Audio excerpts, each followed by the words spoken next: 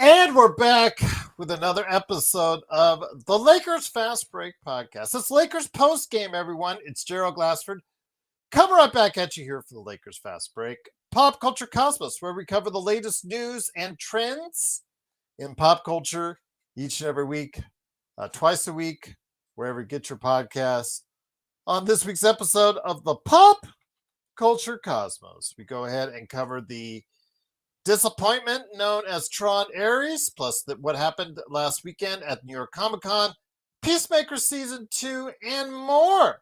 We go ahead and cover the world of pop culture like no one else. Battlefield 6 and Rolling Stone's top 250 songs of the 21st century. We got a word or two on that one. Plus, Josh Peterson continues his hike through the MCU with a look at the original Hulk movie right there for you on the Pop Culture Cosmos, wherever you get your podcasts. Also, as well, want to go ahead and make sure that you get a shout out there for Joe Sorrow, of course, at Simblades with a Y.com, the Lakerholics crew at Lakerholics.com, Daniel Barry Sports Highlights, also as well, Empire Jeff TV covering the Lakers and Dodgers, who are now 2 games up in the National League Championship Series as the series heads back to LA, and Chavez Ravine will go ahead and make sure that we'll spend some time on that later in the show.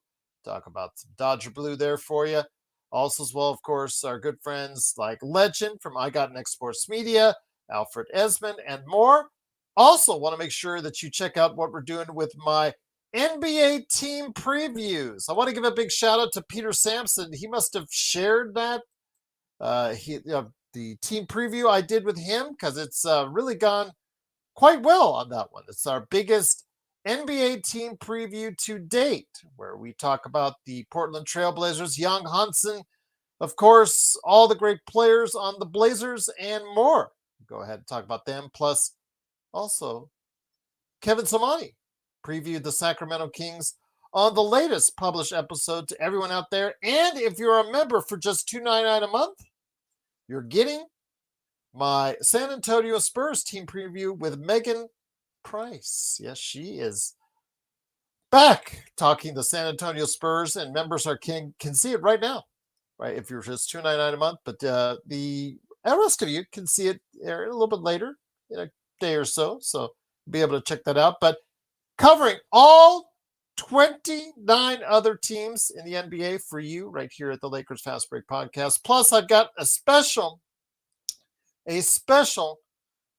interview coming up covering a brand new book on the Lakers. I cannot say the specifics on it yet. There's an embargo on it, but I do have an interview with the author lined up for you guys as well. And a YouTube, let's say someone that's kind of popular for the YouTube sports world, who's on YouTube quite a bit. He stopped by to do a preview of the Eastern Conference, and that's coming up here, hopefully before the season starts as well. In fact, I've already recorded it. I just want to be able to go ahead and get everybody these NBA team previews. So getting you a lot of content is what I'm doing for you right here at the Lakers Fast Break Podcast. Truly appreciate you joining us. And my last announcements before we get underway with the post game, because, it's a post game for a preseason game. So we'll try to make the best of it of what we can. Wanted to go ahead and make mention to you that we are going to be doing a fantasy basketball league, probably live on the air here with the Lakers Fast Break. So we'll be doing it. I'm trying to see which day that I'm going to do it, but I'm probably going to do it for the post game for the last game of the season that's coming up on the back end. So look for that. That's coming up here, probably here in a few days. So I'll go ahead and get you the specifics here in just a little bit. But also as well, if you guys have any thoughts on the NBA season predictions, complete predictions for both the Western and Eastern Conference, 1 to 15 in each conference, plus your thoughts on the MVP, Coach of the Year, Rookie of the Year, etc., go ahead and send it to me at LakersFastBreak@yahoo.com, because on Monday, this coming Monday, we're going to do our season predictions. Official. We'll release all the guys that are participating in this, because, Joe, he just, he kind of wings it, kind of does things at the last second like that. But everybody else that participate I'm going to go ahead and make sure we bring out their thoughts here. So I'm getting theirs set up as well. But if you have some NBA season predictions, send them to me at LakersFastBreak@yahoo.com. What's up, DBSH? Yo! All right. Great game today if you were at least in the first half, because Luka came into the lineup. We were a long-awaited arrival of Luka Doncic. How would he look? Along with DeAndre Ayton playing with him for the first time, Jake LaRavia playing with him for the first time, and Marcus Smart joining in the starting lineup as well. Remember, the Lakers have a back-to-back tomorrow night in Vegas. Some of the players that you'll be seeing tonight, like Luka Doncic, Marcus Smart, and maybe others, will not be playing tomorrow. So they rested some of the regular rotation guys that you've been seeing, like Jared Vanderbilt, Rui Hashimura, etc. So maybe you'll be seeing them tomorrow instead. But the Lakers today put out a starting lineup of Austin Reeves, Luka Doncic, Marcus Smart, DeAndre Ayton, and Jake LaRavia. And how did it go in the first half? Because I don't really want to talk a whole lot about the second half because it went downhill in the toilet. But first half with Luka Doncic, really set the tone with 22 points in that first half. Austin Reeves had 18. So 40 points came from those guys in the first half. They both finished with 25 points on the night. 25 points in 22 minutes for Luka Doncic. 7 rebounds, 4 assists, 5 turnovers. Not too great. Austin Reeves, 4 turnovers with those 25 points, but also 4 rebounds, 2 assists. Both of them were pretty solid from the three-point line. Combined 6 of 14 from the three-point line. Not too shabby there. DeAndre Ayton, 4 of 9 in 26 minutes, 10 points, 13 rebounds, 3 block shots, and 2 steals. Jake LaRavia, 8 points, 8 rebounds, 3 assists. Looked okay at times. Other times looked kind of rough, but he was aggressive with the ball. Christian Koloko came in, provided 6 points, 8 rebounds, and a block. Bronny James, always the source of conversation with him. 3 of 8 shooting, 7 points, but a minus 24 overall. If you are a big fan of the plus-minus, minus 24. Raphael, 5'6", what a great guy he is. He called it. He said as soon as Bronny comes in, there goes the lead. And sure enough, he played quite a few minutes in the second half. He did in the first half, gave some time as well, but in the second half, he and some of the other scrubs came in. Dalton Connect as well, 19 minutes, 5 points, minus 11 there. Christian Koloko was minus 12. Yeah, the scrubs came in playing against a Phoenix team which didn't even play most of their big rotation players, Devin Booker, Dylan Brooks, and the like. And yeah, you would think it would have been an easy time for the Lakers, but unfortunately that was not the case, as Jared Butler showed out today with 35 points, 9 assists, 7 rebounds.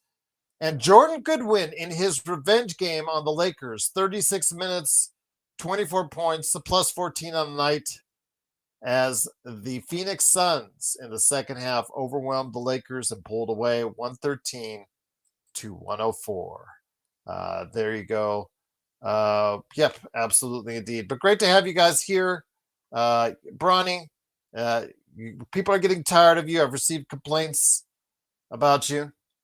So we may gonna have to time you out for a little while. I think people are just kind of just had enough of Bronny James for right now, as far as whoever you are in the chat. So gonna have to go ahead and time you out. I know that, like I said, I've received some complaints on it. So tell you what, make a profile of who you really are in life and join the conversation then, because we really love to have you be a part of the conversation as who you are, but not as Bronny James. So yeah, really would try to avoid it. So I'm timing you out for a day or so. Not banning you, but timing you out for a day or so. So Xbox and I got you covered, my friend. I told you we kept it going. But yeah, as my mods, remember, Search is the master man as far as behind all the good stuff you do as far as the mods. If he sees it and doesn't like it, out of here. That's his call. It's your call. You guys would need to do. If my mods don't like what you're dishing out, you're not a positive in the conversation. We need to go ahead and clean it up because we want this to be a positive conversation to chat, and I really would look forward to hearing your thoughts on it. Really good questions, really good thought talk. I sent out the link to the guys, so hopefully we can go ahead and get John Costa to stop on by, although maybe he is probably still out as far as his engagement bliss because he got engaged over the weekend. So hopefully Joe or Legend or one of the guys will stop by, but you're always welcome to do so.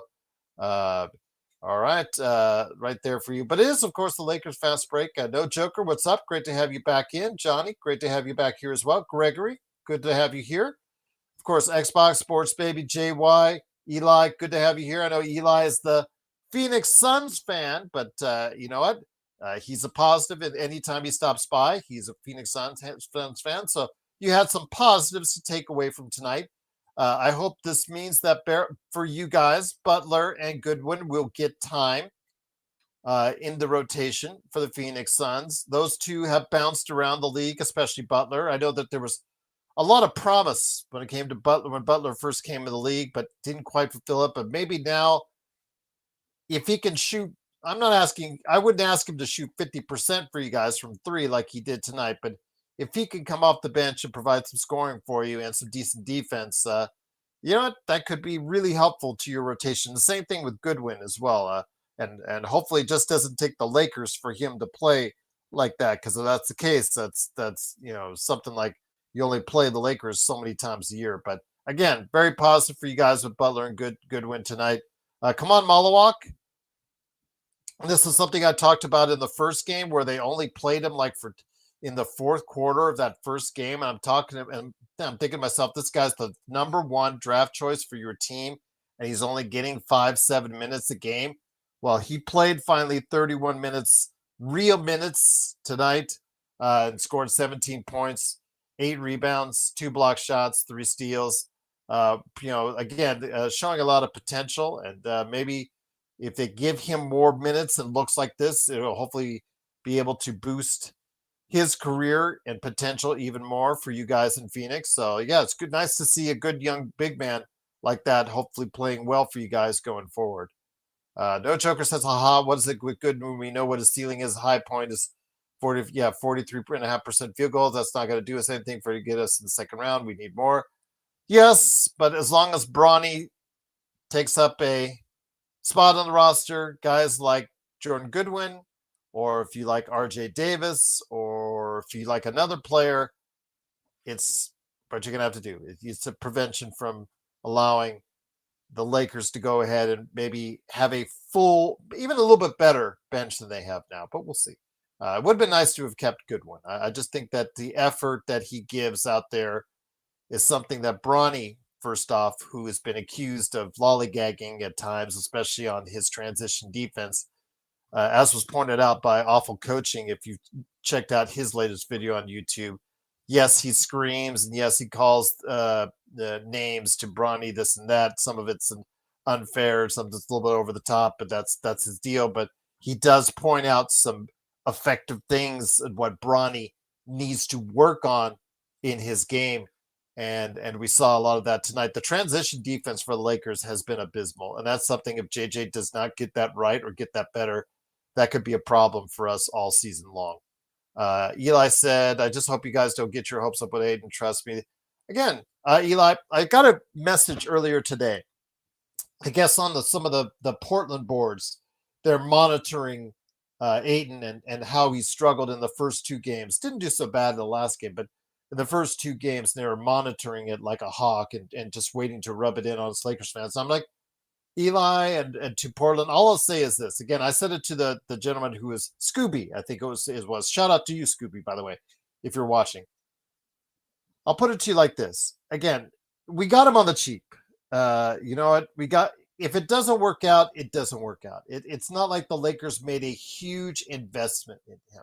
He is a buy low, potentially high ceiling player for the Lakers. And if he's not, it doesn't work out, fine. But today, little time he spent with Luka and with Austin was was somewhat positive. And again, in their 3 block shots, 13 rebounds. I mean, that's something we didn't have once Anthony Davis left. I mean, Jackson Hayes was not going to get us these type of numbers. So I'm not stressing it, Eli. I'm not stressing it at all because again, he was somebody that we bought, for lack of a better term, on the cheap. Although I kind of like that cheap. If that's the case, that's the kind of cheap I would like, is kind of those millions. But yeah, Mission 24. Yes, awful coaching is funny. He is. You have to get through the screaming and yelling that he does. But he does bring up very sound points. And I have a feeling he's going to make another video on Bronny for tonight's performance. Both, the pluses and mainly the minuses. Because, again, in there, he was the worst plus. Again, if you like that stat, plus minus, it didn't help Bronny because he was a minus 24 tonight. So, again, that's up to you how much stock you put into it. But as what was said, Bronny came into the game, and the course of the game changed, and we've said that more than once. And those type of things have got to change when he's in there. He's got to be more of a positive player in there when he's out there doing what he needs to do, defending at a high level. I would not have him run the offense. I don't know why JJ keeps on persisting having him run the offense in these sets. Hopefully that won't be something during the season that's going to take place. Otherwise, we're in trouble. But again, it is what it is. Alan, what's up, my friend? Long time no see. I hope all is well with you. Great to have you here. It is the Lakers fast break. Once again, the Lakers lose 113-104. They're now 1-3 on the preseason season, and we're going to go ahead tomorrow. They fly. Well, if they go from Phoenix to Vegas, it's not that long of a flight. It's a pretty short flight. So they're probably going to be in Vegas maybe before midnight here. They're playing tomorrow in Vegas. Marcus Smart and Luka Doncic they're not going to play. It's already been announced they're only going to play 2 of the next 3 games. So yes, and JJ just did confirm something I'd already mentioned to you guys. The guys who sat out tonight will be playing tomorrow in Vegas. So Jackson Hayes, Gabe Vincent, Jared Vanderbilt, Rui Hashimura will play tomorrow in Vegas. And no, I'm not going to the game. I'm not going to spend $70 on Jared Vanderbilt and Jackson Hayes, or really look hard for a comp, because it's not worth it to me. I'd rather watch it from the comfort of my own home or my own office, wherever that may be, and then be on playback with you guys, playback.tv/Lakers Fast Break. What's up, Alan? Need a break from, yeah. You know what, Alan? I can't blame you. But we're getting back here in the swing of things with basketball as it gets closer to the start of the season. Guys, I know it's going to hit you like a ton of bricks when I say this, but the season starts a week from today. Yippers! A week from today. I think the guys were talking about the World Series starts then too. So could it be the Dodgers playing in the World Series on Tuesday? Could it be the Lakers? Well, it is going to be the Lakers starting their season on Tuesday. We'll see. But yeah, Search. I'm going to bring on Stone here in a little bit. I'm going to check to see. I haven't checked in with Stone in a while. I know he's been semi-active. He's been doing some things behind the scenes as far as preparing for next year's draft already, if you've checked out his Twitter. So I think I'm going to reach out to Big Stone Man here in the not too distant future. I think, did I email him and add him to the season predictions? No, I did not. Shame on me. Oh, yeah, I did. Yes, I did. Okay, yes. Again, do you guys want to be part of what we're doing with the NBA season predictions? Eastern Conference, 1-15. Western Conference, 1-15. Your MVP, your Coach of the Year. If you want to add a Rookie of the Year, that's. And then also as well, what were the NBA Finals teams, and who do you have winning it all? That's basically a little bit of right out there. But yeah, if you want to put all that on an email, go ahead and email me at LakersFastBreak@yahoo.com. We will be doing a season prediction special on Monday night as well. No Joker, thank you so much for the super chat. Truly appreciate it as always. Big shout out to Mission 24, who gave us our second ever super. He's given us our 2 super chats on playback. So I'm grateful for both of you and the money and time that you spend. Truly appreciated part of the show. No Joker says summer is almost over. Enjoying the fading lake party. Yep. Actually got in the 50s here in Vegas yesterday, so or earlier this morning, excuse me. So yeah, it's getting a little chilly outside at night, although still 75 degrees. This is the best time of year in Vegas. 75 degrees today. That was awesome. Yes, reminding me about my days in Southern California, absolutely. But Search and Destroy, Mission Goading on playback, absolutely. Yes, absolutely. He is indeed. Absolutely indeed. But yes, the Lakers tonight. Again, let's take a look at the first half. The first half, again, breaking down the first half. Luka Doncic, Austin Reeves setting the tone. Very efficient. This Luka Doncic tonight in that first half, 22 points on very efficient shooting. It's what I like to see. And he was able still to get people involved in the offense. Again, the 9 turnovers between the two, I'm not in love with. But remember, with LeBron out, they're taking an increased usage with the ball. Jake LaRavia, again, 34 minutes, 8 points, kind of up and down. He was a +6 overall, but 8 points, 8 rebounds. If you saw him with his march to the basket, it looked interesting at times. Plus, I noticed some of the people in the chat were also talking about his hands. Needed to make sure his hands were getting the ball as far as making sure he could really have a good handle of the ball, because he dropped a couple passes from time to time. It was not all that great, but 2 of 7 tonight, 1 of 3 from 3 for him. 8 points, 8 rebounds, 3 assists. I'd like to see a little bit more for him, especially when he's getting that amount of time. DeAndre Ayton, again, 10 points, 13 rebounds, 3 block shots, 4 9 shooting from in 26 minutes. Maybe we should get into the ball more, maybe get more touches. Maybe he could feel more comfortable in the offense, but they will have another opportunity later in the week to go ahead and work some of those things out when they play together in their next game, which will not be in Vegas, but will be the final home game of the preseason for the Lakers. And Marcus Smart, I know a lot of you guys were talking about Marcus Smart. Did look a little bit like he needed to get in shape a little bit. I'll just say that, or better shape, I should say. But he was active, and he tried hard on the defensive end, but basically was nothing much on the offense. We had 0 of 0 in 20 minutes. Basically, every time he had the ball, he easily hot potatoed it to another individual. He did not want to go ahead and didn't even look at the basket. So that, obviously during the course of the season, that might be concerning. But we'll see what happens. Again, can he get into the swing of things on both sides of the ball? We'll have to wait and see. But yes, he was a menace at times defensively. Didn't seem to have that sharp quickness that he once had right yet. But again, he's just getting back in shape. So hopefully as the season goes along, he'll get even better and better for that. Nibel says, I miss Goodwin. Yes, Goodwin. This was the revenge game for him today, as he showed up the Lakers and Rob Pelinka today with a great performance, 24 points, 6 assists for him. Also as well, 35 points, 7 rebounds, 9 assists from Jared Butler.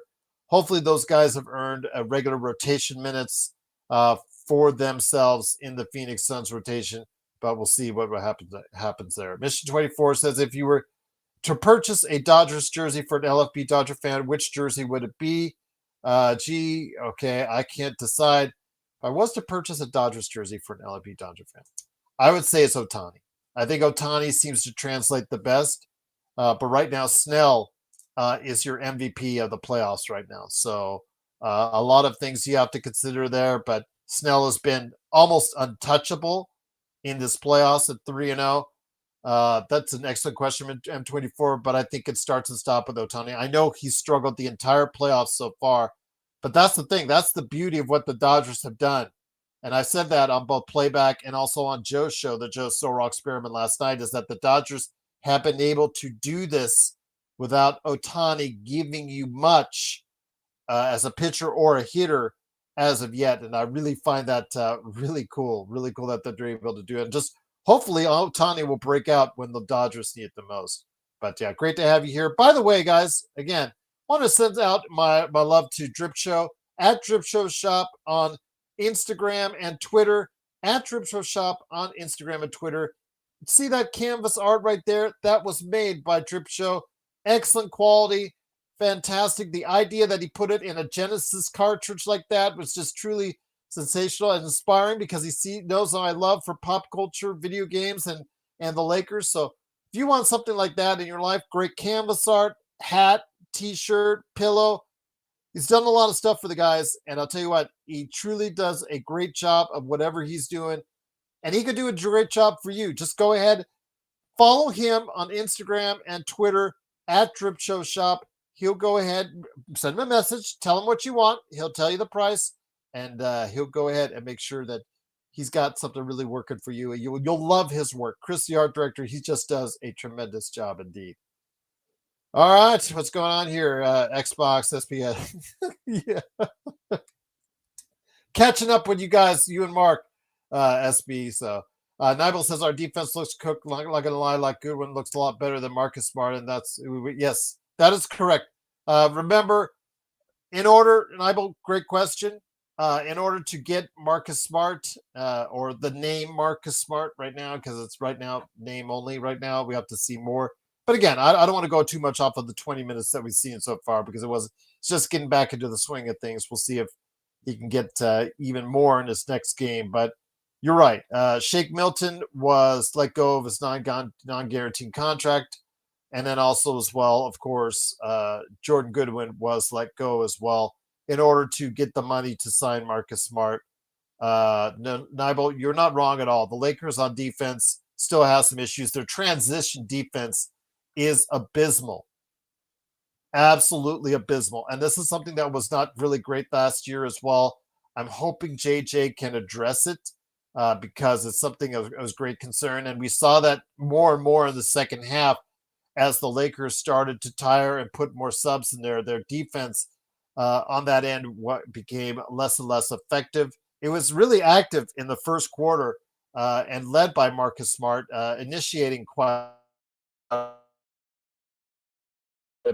bit of that. Have as much lateral, the same kind of lateral movement yet that he once had, and I'm hoping he'll get that back. Plus, also as well, of course, seeing the transition defense and the hustle back by the guys, all of them was just not that good tonight. And this is something that might be a thing throughout the season. And it's been noted by several podcasts and shows I listened to about that. That's one area of weakness for the Lakers is their transition defense. They just don't get back as fast as they should. And for a team that doesn't rebound well on the offensive boards, and in the past, like last season, I'm hoping that they'll go ahead and really start taking a look at what they need to do on getting there and being more active on the offensive boards. They were a little bit more active on the offensive boards tonight, especially with DeAndre Ayton. And then also as well, having the right men at the right places when they get back on transition defense. So we'll see what happens. But giving a shout out again to Drip Show at Drip Show Shop on Instagram and Twitter. Please give him a shout out right there. Nibel says, yeah, I can't make an assessment on Smart yet, but Goodwin looks great, and he was one of our best defenders last season. Yeah, you look very active tonight, Nibel. And then he scored on the offensive end. His shot was not always consistent for us, but his effort was. Nobody can ever doubt the effort of Goodwin, because he's trying to stay in the league. He's trying to stay in the league, and he's playing every bit like a guy who wants to stay in the league. So I'm looking forward to seeing what he'll do with his revenge tour on Rob Pelinka and the Lakers. Search and Destroy said, picture you gave Gerald is still. Yep, there you go. Absolutely, Search. Absolutely. It's right there. It's absolutely fantastic. I was overwhelmed when I opened that up. I just, no joke at all. I was overwhelmed when he got me that and when he made me that. I'm in true debt to Drip Show. He does an amazing job. And again, the quality, everybody in my family was amazed at the absolute quality of that work he does. And if you've seen John Costa's pillow, the art that he has behind him, when he goes on the air with me, Joe Soro, when he is out there, and you can see he has a canvas art as well. He has a hat. He has a shirt. He that he wears quite a bit on his shows and his stuff. Really just great stuff from Drip Show indeed. Absolutely. Nibel says, do you have a Western Conference ranking prediction, Gerald? I'd be interested to hear your take.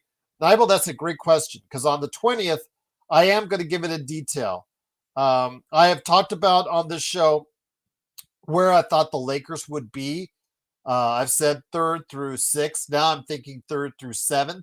And I'm really going to do some hard thinking. I haven't made up my mind yet on where the Lakers because of the fact that they do have Luka. If they have Luka and some very motivated players playing in the last year of their contract, that could mean good things for the Lakers. But the other side of the coin is LeBron is out and their defense is concerning, to say the least, Nibel. And then also as well, their bench, their sheer quality of the roster, it doesn't match up to the Clippers. It doesn't match up to Denver. It doesn't match up to OKC. It doesn't match up to Houston. Doesn't match up to Golden State. Doesn't match up to Minnesota, even with the loss of Na. That is a concern. Some people say Dallas is deeper than the Lakers right now. So a lot has to be on Luka's shoulders. And Luka has to play like a top 3 player in the league. He has to play at an MVP level. If the Lakers are in the top 3 and the Lakers win 50 games and he's going to win the MVP. It's that simple. But the question is, in a very tough Western Conference, can they get there? But Nibel, I will have that on Monday. I will be releasing we will do a live show with our season predictions. I will announce everybody's live predictions on the air. Send them to me at LakersFastBreak@yahoo.com. Again, Western 1 through 15, Eastern 1 through 15. Your finals to 2 teams that are going to make it, and your finals prediction on who's going to win, plus your MVP, your coach, and your rookie of the year. If you could send me that this week before Monday, let's say Monday afternoon. If you could send me before Monday, just before Monday afternoon, it'd be great. LakersFastBreak@yahoo.com. I'd love to read it out loud on the air and hear your thoughts on that as well. So Nibel says, so the pros are Luka has a better case for MVP carrying this team to a top 4 seed. The cons are Luka's at risk for injury, having to carry a big load. Yep, that's a great assessment. I mean, we've seen it both ways. I mean, last season, he wasn't in the greatest of shape, and it obviously matriculated into some health problems, health issues, which also matriculated into Dallas maybe second-guessing themselves on whether or not they wanted to commit to him long-term, which obviously landed Luka here. But we are hoping for the same type of season he had when he took the Mavericks to the finals. And I think that season is definitely in him. He looks in great shape, and a lot is going to be on his shoulders. A lot is going to be on his back, and he's been used to it before. So this is no strange thing to him, especially with LeBron being out. He says, I know that's a lot more on him, but we'll see what happens. Again, he has to play at an elite level constantly in every single game in order for the Lakers to go ahead and win, because it's clear the Lakers just don't have the sheer quality of talent that other teams have. The Lakers are very top-ended with Luka when LeBron's in there with him. If you want to consider Austin Reeves, who is playing at a really high level, playing for I know that was mentioned on a couple of the shows I heard. They're now talking about him getting the max if he has another season like last season or even a little bit better. And I was just like, wow, they're talking the max on him now. That's crazy. But, he's got a lot of money riding on it. So he's playing like a lot of money is riding on it. So the Lakers can go far with those 3, but how far this season, I'm still trying to figure that out. Because again, during the course of the 82 game season, Nibel, that's the problem with you need depth.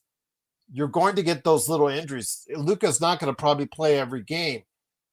What are you going to do as far as who do you have coming in there that's going to pick up the slack? And I'm just am concerned that if you're going to see a heavy dose of Bronny James and Dalton Connect right now, that is of great concern for me.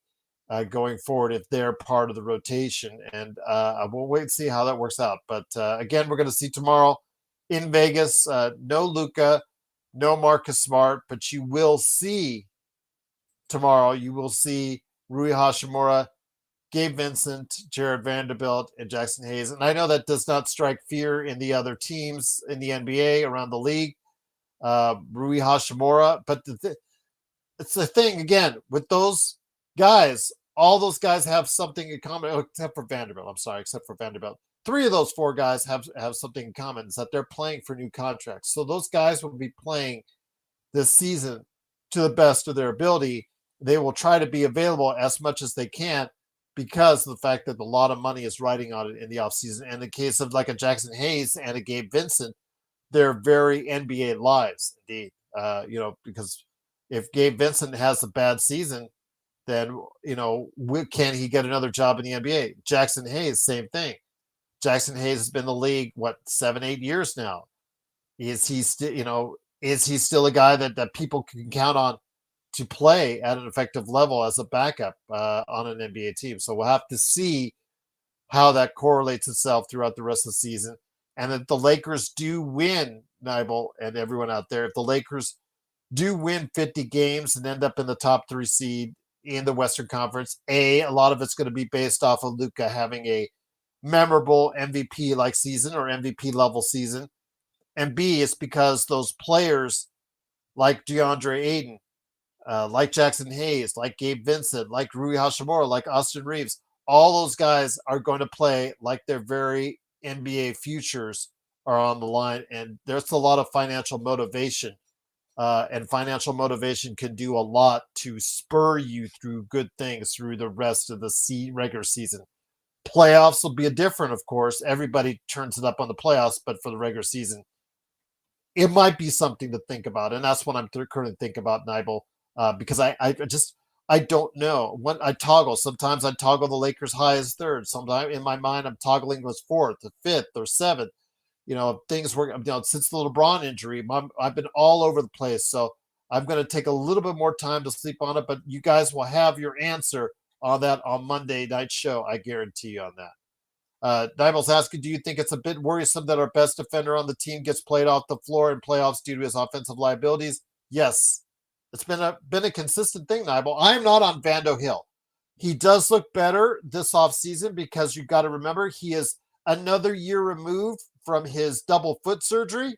He came back last season, but obviously the after effects, it takes time to get back to feeling 100%. And that's what he said at Media Day coming into this season, is that he feels a whole lot better and feels good at, as good as he has in many years. I know that a lot of people, when at Media Day for NBA say that stuff, okay, I'm in the best shape of my life, blah, blah, blah. But I think in Jared Vanderbilt's case, he means it because he does look more active. He does look quicker on the defensive end. But yes, it is of great concern that when you play in the playoffs, he's just going to be Jared Vanderbilt. He doesn't fight over screens. He has issues with that. Plus also as well, again, the offensive side of the ball is troubling. And if Marcus Smart is going to be nothing offensively for us, that again is going to bring something else as far as guys who cannot play effectively on both sides of the ball. But we're going to hopefully see a matriculation towards some more positive play from both going forward. Dwight Smith says we're going to that's the positive spirit, Dwight.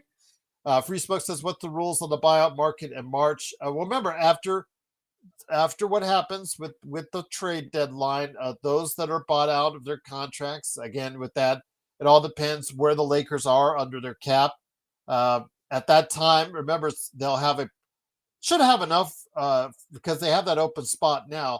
They should have enough for a prorated veterans minimum. You don't remember when they signed for veterans minimum, if somebody gets waived after the trade deadline and they sign on with a new team, it's a prorated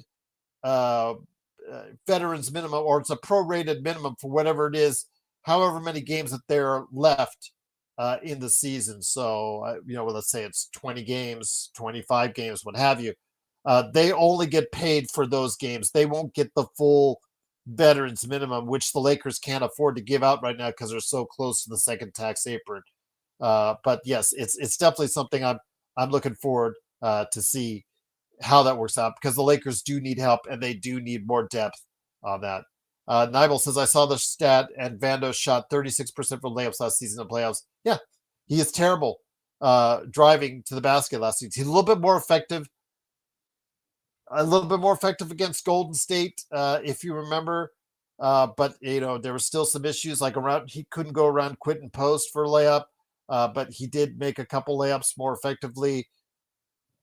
Yeah, I'm just not on Vando Hill. I know that Empire Jeff TV, Jamie Sweet of Lakerholics, those guys are firmly on Vando Hill. They planted their flag there. Joe and I, just because of what he cannot give you on offense is still troubling. I know he's been told to take a lot of shots from three in the preseason and just to keep gunning it up there, but we see he's still not hitting them.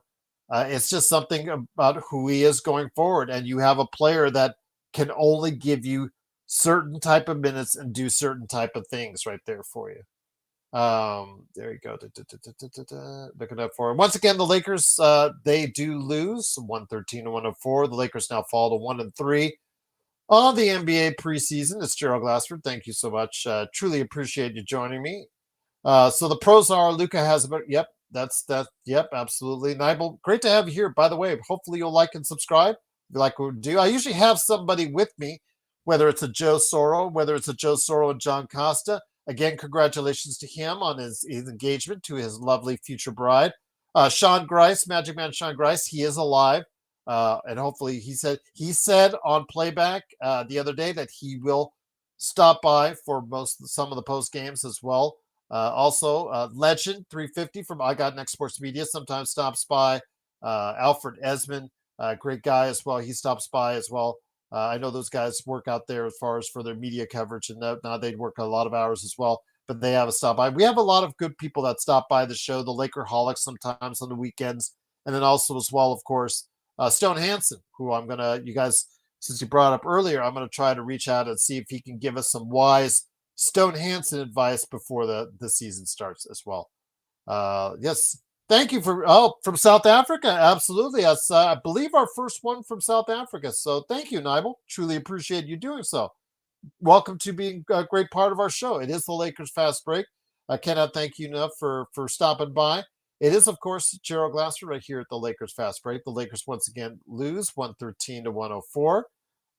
Again, waiting for Joe, hopefully, to stop on by with his words of wisdom as far as talking about the Dodgers. I don't know if he's on his own channel, but I don't think so.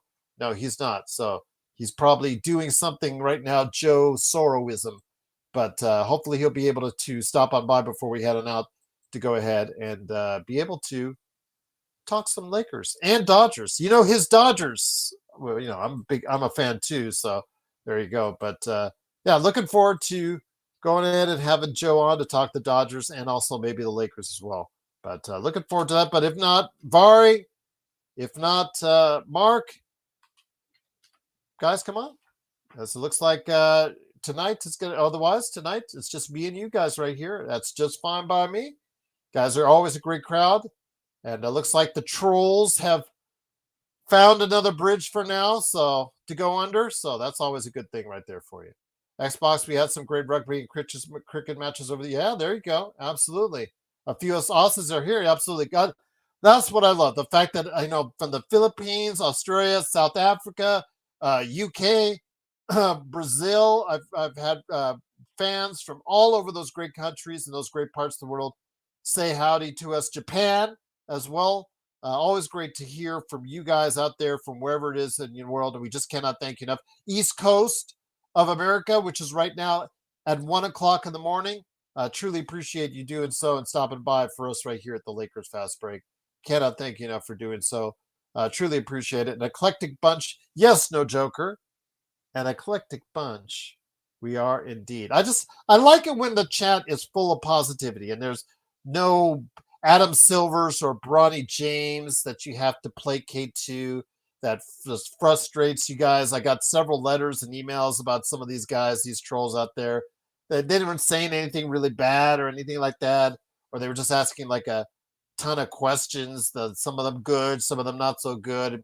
You guys were just like, can we just have a great conversation, and I'm really looking forward to, as always, to you guys having a great conversation. And when we do, it is really, it makes this show for me and for you guys, hopefully out there, really enjoyable. Truly appreciate it. But once again, it is Gerald Glasser bringing you right here as far as what I see and what I talk about here as far as the Lakers fast break. Tomorrow, the game is in Las Vegas.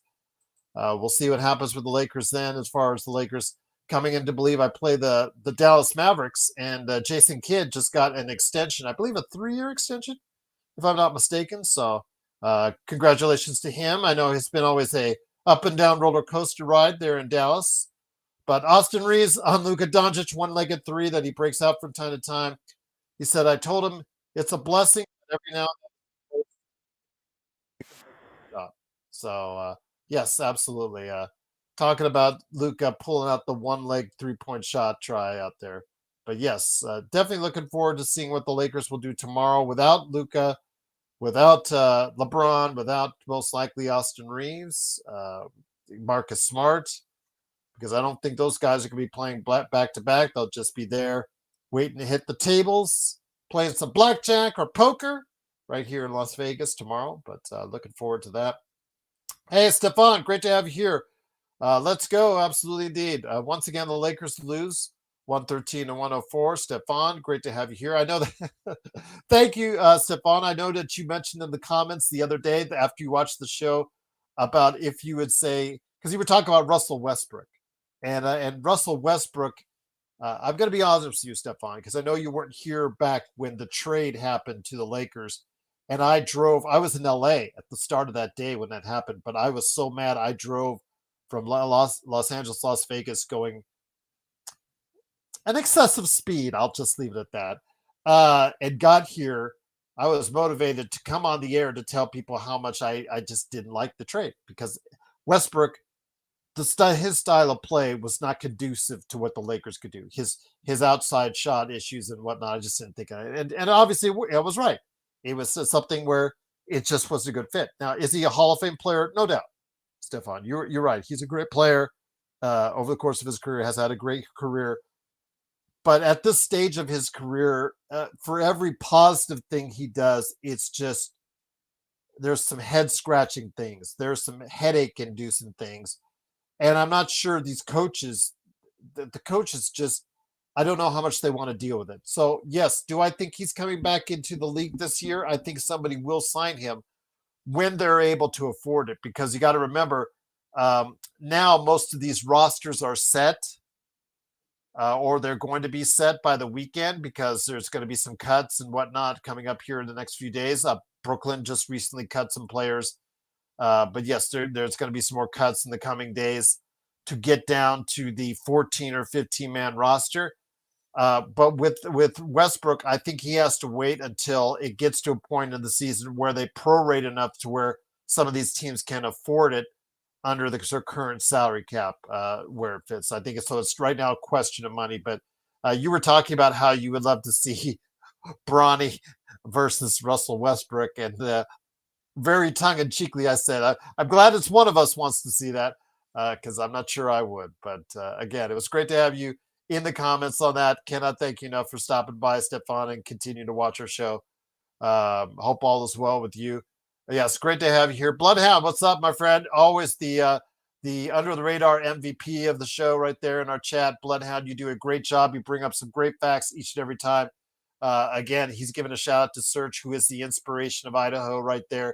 Great to have you guys here. It is Gerald Glassford. Again, focusing on some concerns. Again, once the Lakers go past man number 6, man number 7, what do the Lakers do? Who do they go to that can be consistent? Because Jackson Hayes, then you get maybe into a Jared Vanderbilt, I think, is going to be the guy to start. It's not something I would choose, but I think that there's a comfort factor there for JJ. Veteran, been in the system now with the Lakers for a while, plays defense, which is something he knows he needs a little bit more of in the starting lineup. I think he's probably going to be able to start him. Plus Marcus Smart, again, just getting back into shape.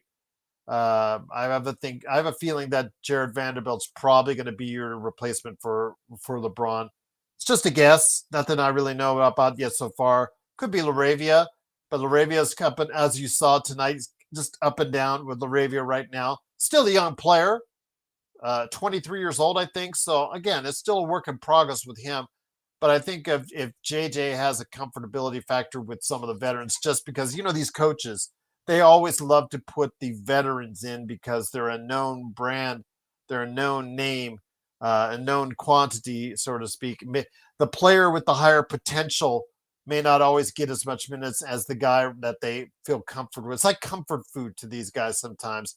But I have a feeling that you'll see Jared Vanderbilt. But then I wanted to get to the fact is, once you get to man 7, man 8, man 9, man 10, man 11, man 12, that's where I have the concern, guys. And you saw a little bit of that tonight because when Connect, when Bronny, when Koloko, those guys come into the game, they just lost a lot of momentum tonight, and that was kind of sad to see because the guys that they were playing against were not starters in this league. Jordan Goodwin, Jared Butler, Kaman Malawak. Malawak has the potential to become a starter in the league, but not quite yet.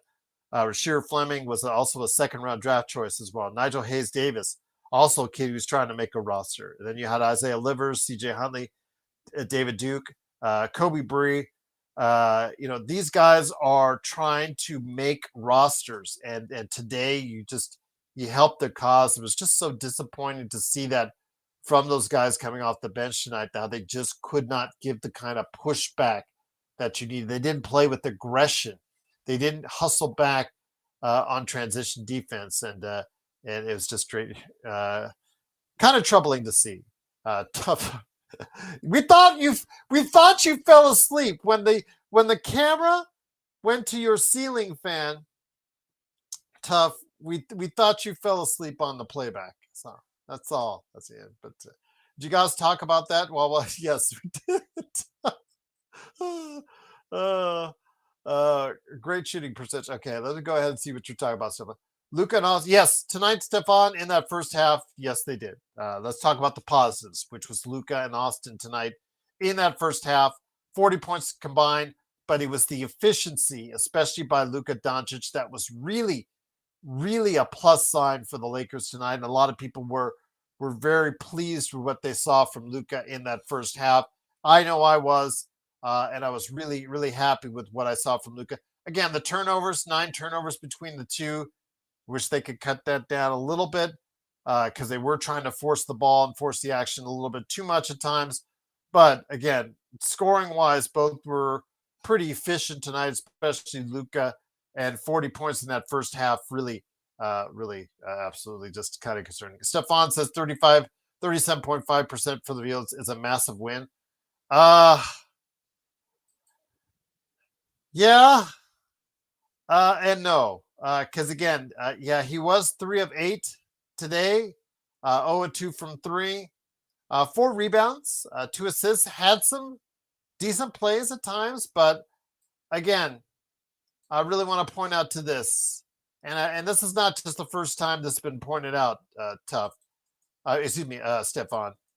want to point out to this number right here. It's coming up in the chat, minus 24. Again, it depends on how you foresee the plus minus situation as far as how much you put stock into it. Again, if you don't put much stock to it, okay. If you do put much stock to it and you see it as a true representation of that individual and what effect they have, positive or negative, when they come into the game, by all means. Again, I will leave that up to you guys, but we've seen him more times than not on the negative end when he comes into games, whether it's or whether he's playing in summer league, whether he's playing in an exhibition game, or whether he's playing in a regular season game. It's concerning that he comes in and the team is automatically, or more times than not, I'm gonna take that back, more times than not, worse than what they left off with. And if that's the case, that's going to be an issue. And with LeBron James out, with Dad out, more players are going to get a look to try and create something on both ends of the floor for the Lakers. And whether we like it or not, Bronny is going to be one of those individuals that is going to get a look from JJ more often this season than he did last season, because now he's in the second year. You're going to be expecting a little bit more from him. I don't know if he could deliver it for you, but again, we'll wait and see. Who is he matched up against when he comes into these games? Can he be effective? Can he give you the effort, Stefan? That's what I'm really looking for to as far as the effort, because you go to awful coaching and he does scream and rant and call Bronny names and all that stuff, but when he breaks it down, he breaks down basic things that Bronny is doing incorrectly, and that is he's right on that. You can't deny it. When he doesn't hustle back on defense, it's a problem. When he doesn't do it time and time again, that's a real problem. When he loses his man on defense or the guy drives effectively on him, it's a problem. And the fact that he's a smaller guard, you saw tonight there were instances where was it Kobe Bree, or I think it was Kobe Bree, shot like made like two jumpers just because he's taller and just could outstretch him and wasn't bothered by Bronny's defense. So that is a concern. And then Dalton Connect on the other end as well. He did have a good first half, did have a good defensive play as far as knocking the ball away, a block shot, I believe, or knocking the ball away, and a defensive play that one of the better defensive plays I've seen from him in the exhibition season, or period for that matter. But he did make a nice 3-pointer too, but I need more than that. I need more than that from him. He needs more looks. He needs more ups, and he needs to be effective when he gets those opportunities. The experiments here, Mavericks are not winning the NBA title. Get up on the stage, man. Let's talk some Dodgers before you head on out, my friend. Come on. The Suns are sad. Well, again, this is a team that's not expected to be a good team. Probably most people put them right in between the 8 and 12 mark in the Western Conference. So, yeah, absolutely. Just kind of concerned there. Xbox, I haven't looked at my phone. I have a feeling he's probably told me he wasn't going to make it tonight. Probably still emanating from his engagement to his future bride that happened over the weekend. So, yeah, he always apologizes to me on the text when he can't make it. So I'm sure I've got one waiting there for me right now. Stefan says, I don't know how to spell Malawak, but it's wild that Bronny gets more minutes. Well, Malawak, again, that was wild too, Stefan. I agree with you, Stefan, because when they played Phoenix in the first game earlier, like a couple weeks ago, and Malawak only played and got in the game at in the fourth quarter. I was like, this is your first round draft pick. This is the exhibition season. You should be playing the hell out of him as far as getting him as many minutes on that floor in a somewhat NBA setting as much as possible. And they didn't do that until tonight. Tonight, though, Stefan, he did get 31 minutes, I think. Yeah, 31 minutes, 17 points, 8 rebounds, 2 block shots, 3 steals. The guys were saying, the kid's got a lot of potential. Yes, he was green at times, especially at the beginning of the game. You saw Luka really school him, DeAndre Ayton really school him at the beginning of the game. But over the course of the game, once he got more comfortable, he looked more and more effective. And again, I think the kid might have a future. I think he's one to keep an eye on for down the road. They do have Mark Williams, so I don't know how they're going to incorporate him or give him time, but they need to give him a lot of time in their game. They do need to give him time. Otherwise, he is not going to grow. Putting him in the G League is not, a ton of minutes. I don't know how that effective that's going to be for him. He needs real NBA minutes, but I don't know if he's going to get them because, again, this is the first time he's actually played serious minutes. But here today, my good friend indeed, a happy man, not because the Lakers lost, of course, but of course because the Dodgers are flying back home to Southern California up 2-0 after a brilliant performance today, 5-1 over the Brewers. It is my good friend indeed. It is, of course, Mr. Simblades, simblades.com, Joe Soro. Joe, great to have you here as we hit the hour mark for our show.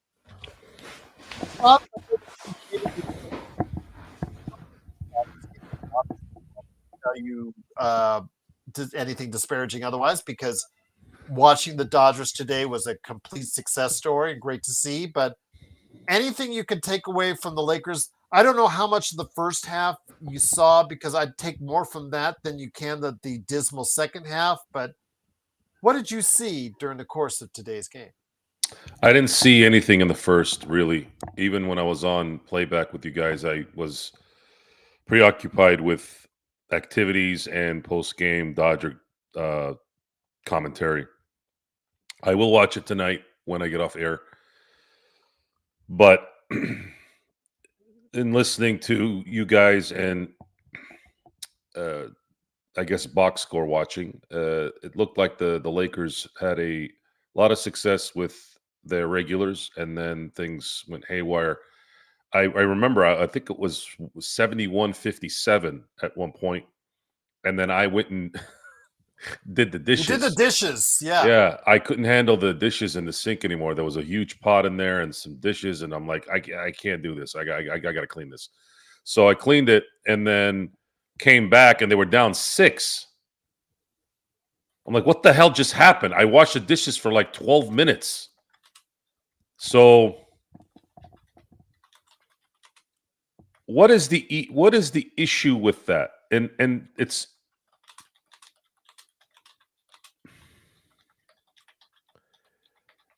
I understand there's a huge gap in talent. I understand it's a preseason game, but is there some kind of system that can maintain a 14-point lead against other preseason players at least? I'm just saying it's not good. It's not good when you can lose a lead like that so quickly because your players are not good enough. And it's not just preseason players. We're talking about, from the horse's mouth, players that were playing during that time that have a rotational opportunity. Not on my team if I was the coach. Those guys have no business being in the rotation. Those are garbage time players and players that shouldn't even be on the roster.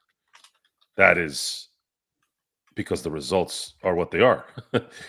It's just not something that this team is going to be able to work around.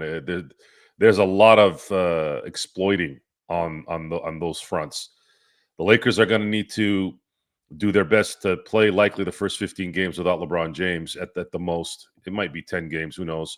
But let's say 15 games, and they're going to have to come out and win likely 10 out of the 15 if they want to maintain enough momentum and enough of a chance to be in the top 3, top 4 at the end of the year.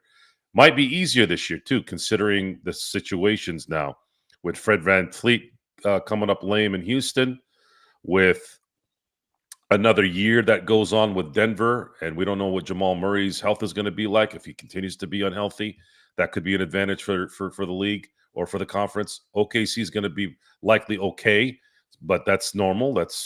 Everyone's prepared for that. We don't know if San Antonio is going to make the leap yet. I'll have to see that before I assess their setup. And that's what's going on as of right now. That's what's going on right now. A lot of little triggers in talk. I thought it was funny right before the first pitch tonight for the NLCS Game 2 game. I was these journalists, quote unquote, air quotes, journalists. These commentators, these baseball people, they're sitting there telling me that Pat Murphy was in the clubhouse, and everybody was all jolly and dancing around and didn't look like they were too concerned about what happened last night. And I'm like, they weren't concerned? But when are you going to get concerned then? You had that game in your pocket in the bottom of the ninth. All you had to do is let the ball hit you or not swing at a high four-seam fastball. Okay. You're not concerned.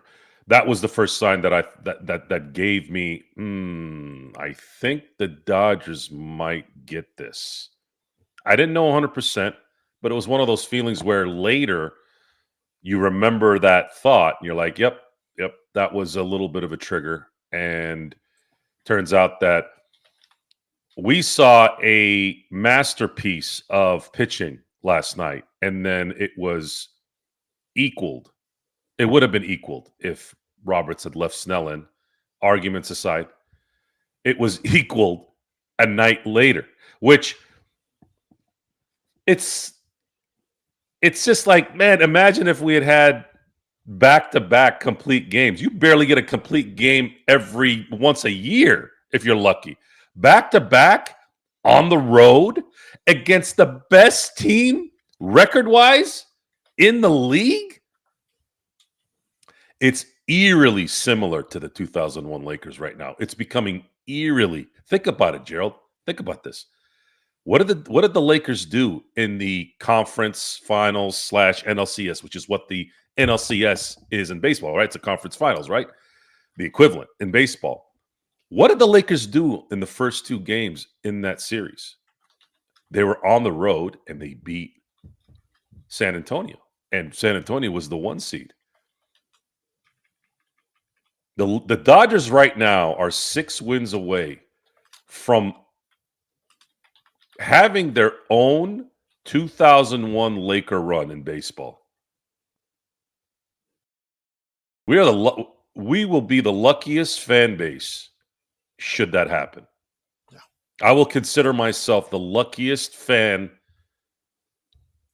ever if I see that, because you don't see that kind of dominance in any sport. It's very rare. It's extremely rare how dominant those kind of years are. The Lakers had it in 01. The Bulls had it in 96.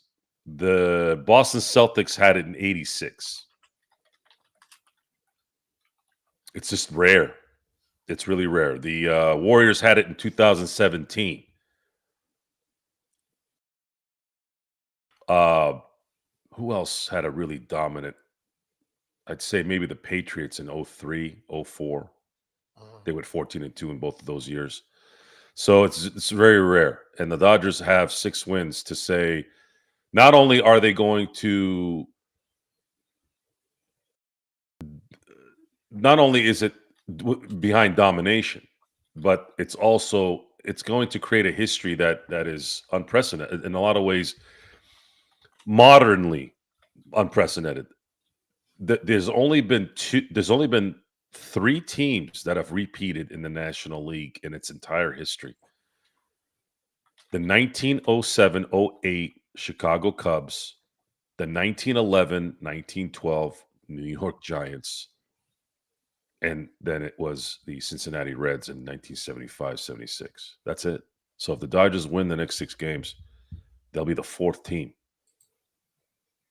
And it'll be really the 2nd team in the modern era. And even modern era was 50 years ago, the last time it happened. 49 years ago. Pretty good time to be alive when you have these around you when you're a fan of these teams. Pretty crazy what the last 25 years has produced, especially in LA with basketball and baseball. DBSH, yo, Dodgers definitely look promising enough to repeat, Joe. I know the tough. You're awesome. Thank you so much. Truly. By the way, I got so excited. I rarely get this because it's the most addicting drink on the planet, but had to get it to celebrate a little bit. Cool Red Mountain Dew for our audio listeners. Oh my God, so good. It is the greatest soft drink ever made, and it is by far, from the ingredients, the most toxic one to drink. I do want to mention as well that Tuff asked you a question, Joe, and I want to ask you a question too. Did we ever figure out the yellow line deal that we were discussing last night? I know that I forgot to go look afterwards.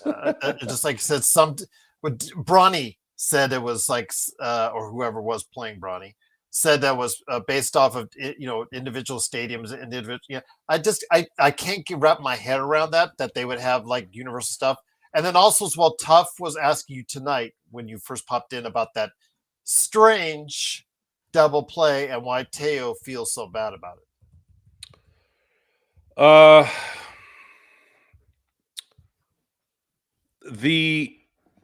I think the line is just the line. I don't think it's anything significant. Otherwise, it would matter, right? If the ball had hit the line and bounced back, it's just hitting the wall and bouncing back. It doesn't mean, I don't think there's any meaning for it. And that whole sequence was they were still talking about it today, and I really didn't have anything else to kind of go off on that other than it really didn't mean anything in the end. It was almost like a precursor of what likely game one would have been had that happened, right? Had everybody known what happened, they would have scored 2 runs. Had they been able to identify it quick enough, it would have been 2 runs because it was a hit. The second, the fifth, because they have 6 umpires in the playoffs, right? Usually they have 4, right? So they have 6. So if everybody was paying attention to the guy, the umpire out in left field, right? As soon as he went like this, you would have had Teoscar, and if everyone was on board, Teoscar would have scored right away, and then Will Smith would have gotten to home at that point as well, and it would have been second and third with what, 1 out? Yeah. And now you're looking at a completely different game. Now the Brewers are peeing down their leg, now worried about what's a big inning that the Dodgers are going to have. Stefan was asking. He says he wanted to know if you're famous. So he wanted to know because he just sounds so familiar. The words Joe Soros seem to roll off the tongue, and I was like, "Don't get him started." Am I famous? Yes. In a small pocket, yes. I am a little bit known in the local area here, yes, but nothing too drastic. And then, second of all, what's the taste like, Jeremy? I guess they don't have. Yeah, I told them it's cherry Mountain Dew. I'm a cherry guy. I love cherry. I love cherry Jolly Ranchers. I love cherry snow cones. Cherry's kind of my thing. I love cherries in general. Pomegranates and cherries are really my 1 and 1A fruit. Imagine what Mountain Dew, and then it tastes a little bit like cherry. It's the perfect soda. And again, like I said, when you look at the ingredients, it is the most destructive of the soft drinks. So I don't recommend you ever drinking. I'm drinking it now for celebratory reasons, much like how I would smoke a cigar. Cigars are horrible for you as well, or drinking any kind of aggressive scotch or moonshine or vodka. All that stuff is ridiculously bad for you, but I just felt like sweetness. There was a lot of sweetness tonight, and I felt like maybe having a little bit of sip of it. Daniel Barry Sports Highlights. Appreciate the super chat. Truly appreciate it. Shout out to Yamamoto, Muncy, and Teoscar for their clutch play tonight. Absolutely, DBSH. Just absolutely getting it done when Ohtani is not, and that's the scary part of it, Joe. Before I get to No Joker's comment right below, they've been getting it done without a significant contribution from Ohtani. So Ohtani had a RBI single today, and his contribution the last 3 series. The first series, the wild card series, he hit 2 home runs in a single game. He was pretty effective there, right? Mm-hmm. The Philadelphia series, he pitched a 6th inning gem, ended up winning. Yeah, he allowed 3 hits or 3 runs, but one of those runs was a bad. One of those runs was bad fielding on the right with Teoscar, and that created the third run. And if you go back and look at the game, but he won the game. Shohei won that game. How many guys that are 50-50 hitters and repeat MVPs that are pitching 6 innings in a playoff game on the road and winning? Hey, he did that. He had the game-winning single, the game-winning RBI in game 2. In game 4, he was the reason why they were able to take that 1-run lead, because they walked him and then they ended up walking Mookie. He's had a hand in all these wins, other than probably tonight, where it wasn't something. I mean, the RBI single was part of the scoring part, but the entire series in Philly, he had a hand in the wins. The things that he did were direct lines to winning. He is struggling really bad. He's swinging at balls out of the zone. I'm sorry. Yeah, he's swinging at balls out of the zone, and he's not swinging at balls coming right down the pipe. So he's in reverse. He's just not seeing the ball. He's not seeing the ball very, very well. And it's not just Ohtani that's struggling either. Mookie didn't do much, and Freddie's been struggling. Now, a lot of the reasons why Freddie and Ohtani are struggling is because they are seeing a lot of really good lefties.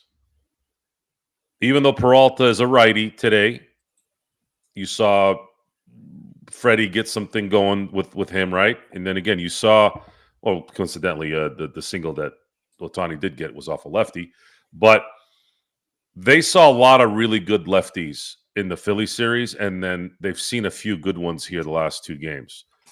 They're not hitting well. As a matter of fact, I think there were 2 of 17 tonight, but the bottom of the lineup was 7 of 14.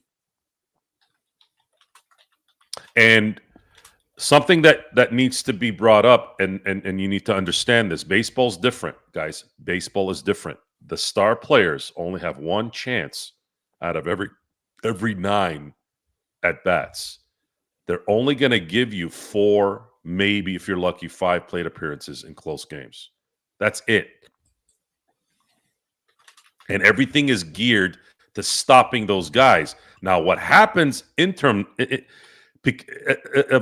result of that is you kill yourself so much stopping the stars. The guys in the middle of the lineup and at the end of the lineup take advantage of it because they're so taxed. Kike's hitting, Edmonds hitting, Muncy's hitting, Teo's hitting, Pages. As soon as Pages got that double, I said, the thing with Pages is once he gets into a slump, you're begging for him to get out of that slump, because the second he gets out of it, the second he pops one, it's like an avalanche. He starts doing everything positive after that. He'll have a sacrifice bunt. He'll have another single. He'll have a walk. He starts to avalanche, and just everything's positive. That's how Paz is. And today was that day.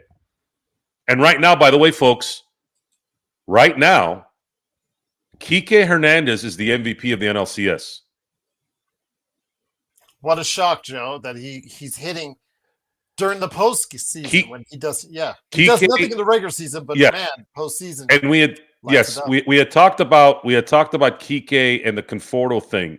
It looks like I completely went blank on this for whatever stupid reason. The Conforto thing, playing him throughout the year, it was always, if he had done well, great. If he had been this year's Teoscar Hernandez, great. Now they can use him.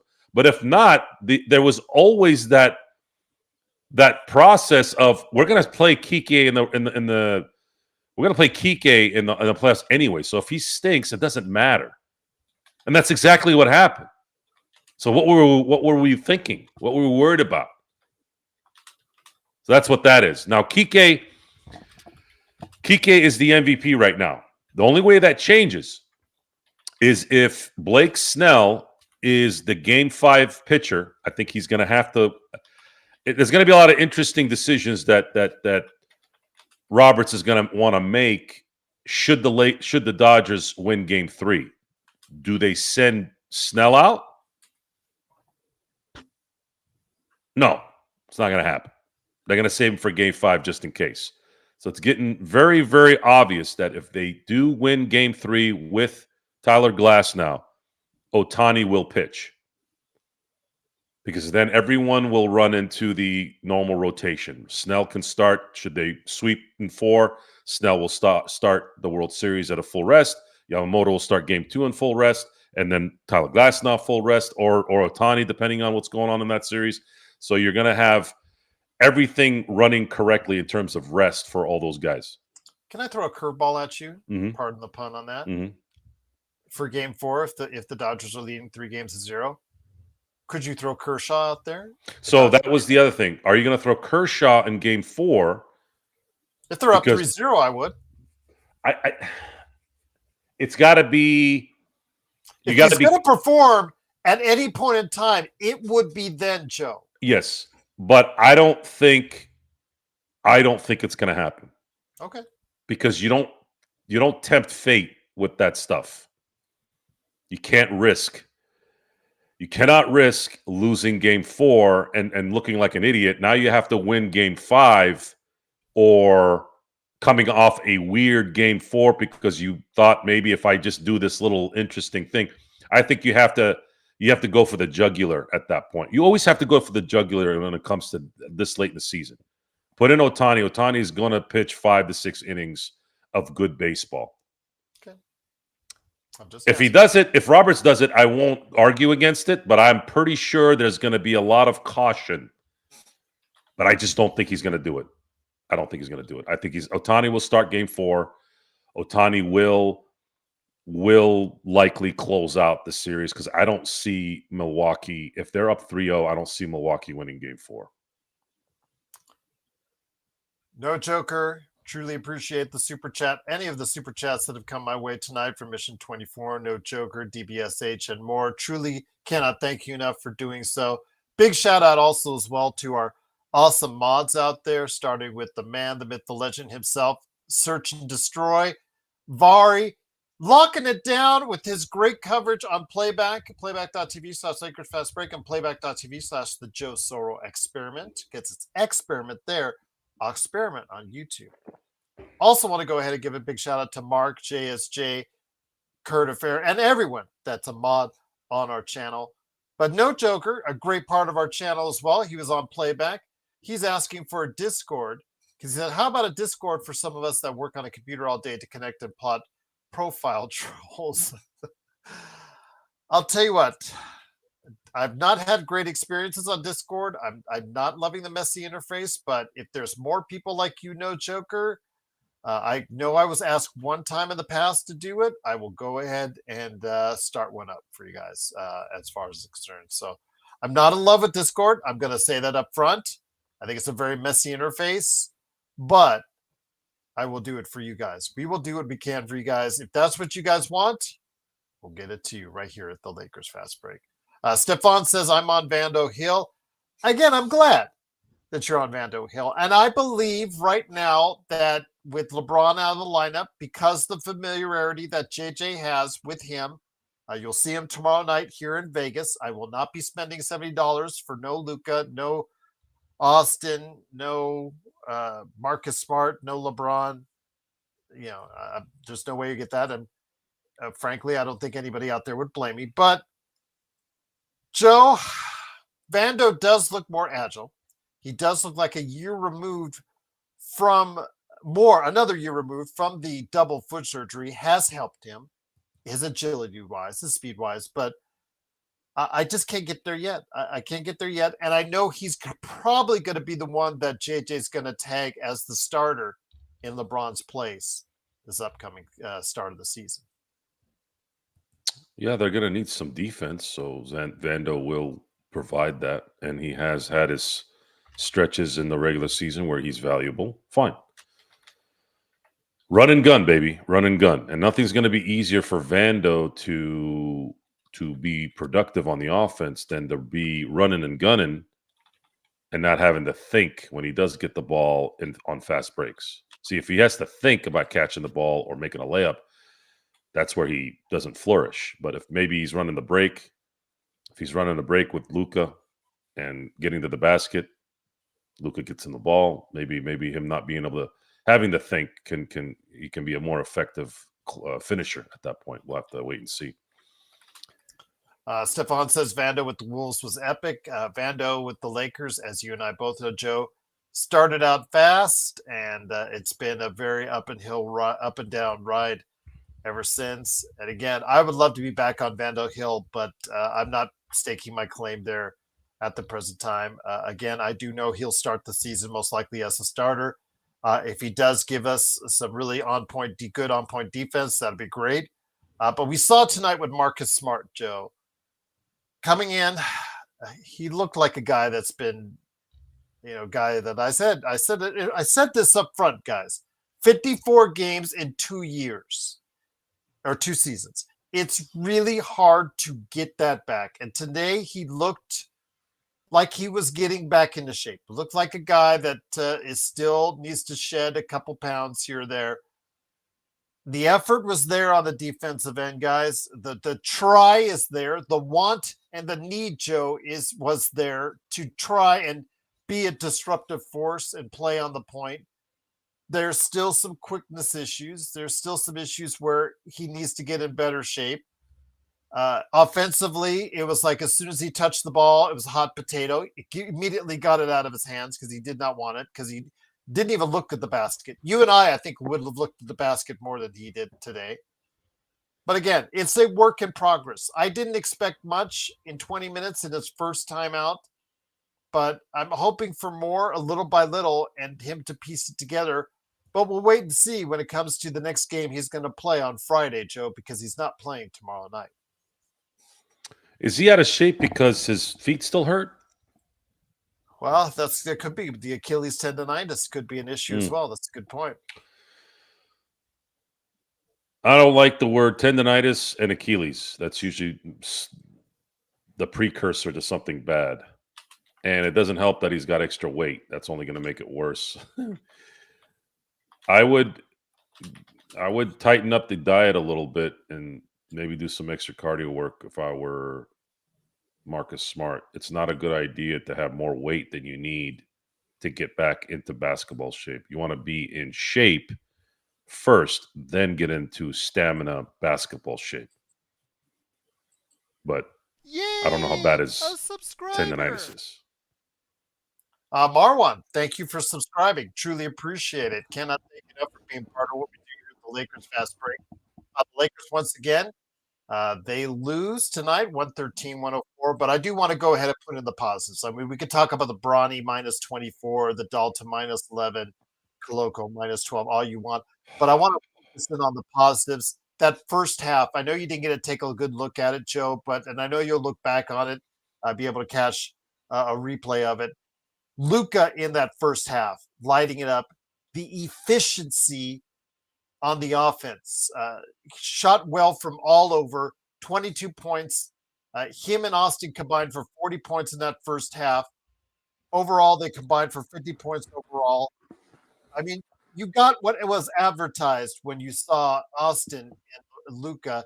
Wish they would have turned down the turnovers, because 9 turnovers between them. But I have a feeling because the extra usage that's required of them with LeBron out of the lineup, you're going to get games like these where it's those two against the world, hoping that the rest of the Lakers will be able to lift up alongside of them. We'll see hopefully more of that coming up this season, I hope.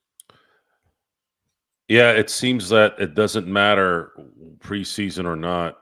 They're still, I don't know what they're doing at halftime, but the Lakers play like dog shit in the third quarter every game, it seems. I don't know what's said at halftime. What are they saying at halftime? What happens at halftime? Are they not getting oranges to eat at halftime? What's the problem? Sound like Ant-Man. Yeah, it's not just. See, this is organizational habits. Talented or not, you see the little things consistently, even if the talent isn't there or if it's there. When we talk about the 1990 LA Lakers, there's a lot of admiration. There's a lot of happiness from Laker fans between 1992 and 1996. And those who were not around at that time or were too young or weren't born yet, why did Laker fans like myself appreciate and enjoy that time, even though we knew that the Lakers didn't have a championship team? It's because the standards were still the same. And they squeezed every ounce of talent out of that team. The Nick Van Exels, the Terry Teagles, the Sedell Threets. The one that really frustrated me in terms of the regular was Eldon Campbell. Eldon Campbell had that lazy. He had a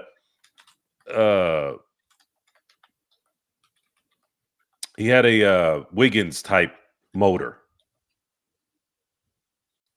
It just, you're like, why aren't you playing harder? Why aren't you moving more? Other than that, everyone else was a lot of admiration. We really liked the players, and they came away with some really cool wins and really cool playoff appearances during that time. So what did we see at that point? We saw Laker greatness, even though you didn't have great players.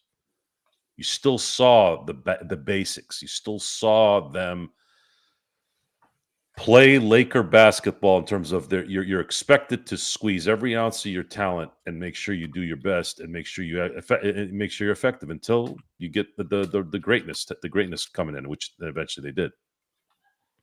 This right now, seeing this kind of performances, even in a simple game, like, well, why is it? It's happening in the regular season. It's happening in preseason. Where are the habits? Where is the identity? You hear me say that a lot lately. What is the identity of this team? It still doesn't have an identity. And I don't think we're going to have it until LeBron is gone anyways. But you can get a head start. Fast break, fast break, fast break, easy baskets, easy baskets. I want this team running and gunning.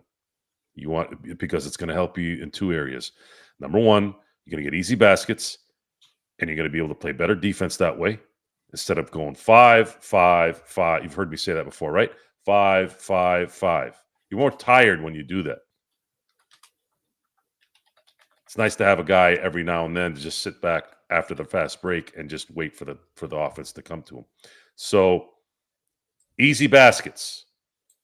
Easy baskets are going to create better defense, better energy, better momentum. That needs to be the identity of this team, especially with LeBron not playing possibly in the first 10 to 15 games. If not, if they're running a half-court offense with Luka and Austin Reeves, you're going to have major problems. Luka's going to do his thing, sure. Austin's going to do his thing, sure. But that's not enough for them to play a complete game 48 minutes at a time and dominate most of it, or make the audience feel like, oh, well, this team is on its way to doing positive things. It's always going to be a struggle. Just to let you know, yes, I said it earlier, and I know that because Stefan was asking about it, Jeremy. Yes, I believe he will sign with the team. He will be picked up by a team a little bit later in the season, most likely because most of these teams already have set rosters. Even like the Lakers, who have 14 spots, and they can't sign a 15 because they just can't afford it, or else they go over. What most of these teams are waiting for is the point in the season when they can go ahead and sign somebody and give him a prorated veterans minimum. That means that, however many games in the season, let's say it's halfway through the season, you only have to pay him half of what a veterans minimum would be. So once it gets to that point where you can do so, you might see some of these guys that are currently out of the league start getting more looks as far as that's concerned, to fill up some of these teams that only have 14 players on the roster or so, like the Lakers. So you should see a Westbrook get that opportunity, unless there's a trade that could free up some space for a team like Sacramento or Houston or whatnot that might need a point guard like Russ right away. But yeah, I at the very least, I expect him to come back this season, but it's probably going to be later as the contracts get prorated. Let's say like halfway through the season or whatnot. So I do expect him to be signed at some point in time in this season. Anthony, what's up, my friend? Great to have you here. It is, of course, the Lakers Fast Break. Truly appreciated. Wanted to also mention that if you're interested, because I was asked about fantasy basketball, I will be starting another ESPN league like I did last season. We will be doing it. I'm going to have the date and time. I'm going to work it out with some of the guys here in the chat over the next 24 hours and have it posted in the notes section on how to join up with the league here tomorrow, sometime during the day tomorrow before the Lakers game goes on here in Vegas against the Dallas Mavericks. So I have that information for you. And will probably the draft will probably take place sometime later this week, Friday, Saturday, or Sunday. So you guys have plenty of time to go ahead and study up on that. Joe, wanted to go ahead and ask you this again. We come back to the Bronny Dalton situation because those two have played more minutes than anyone on the team this exhibition season. And again, your mileage may vary when it comes to the plus minus statistic, but this is something we talked about throughout the entire season when those two were in there, especially when Bronny was in there. And then the times when during this, the summer league and also as well now into the exhibition season. Bronny a minus 24 today, Joe. Dalton a minus 11. I don't know if it's a coincidence. I don't know if it's just the way that what happens with the coaching or what happens with the players around him, et cetera, et cetera. But that's a very telling sign. Now that we can call it, you and I called certain times when he would come into the game, we there goes the lead. We would set it on playback. Raphael called it earlier today. As soon as Bronny came in, there goes the lead. There goes the lead. And instantly, you were talking. This was when you were doing the dishes, Joe. There goes that lead. It seems like it's leaning towards not coincidental. And again, Bronny, couple baskets made. He's 7 points today. All right. He looked smooth at times on cutting to the basket and getting some layups. But his effort on the defensive end, his effort in transition defense, his execution sometimes on offense, it's not a coincidence, Joe. It's leaning more in that direction is what I'm trying to say.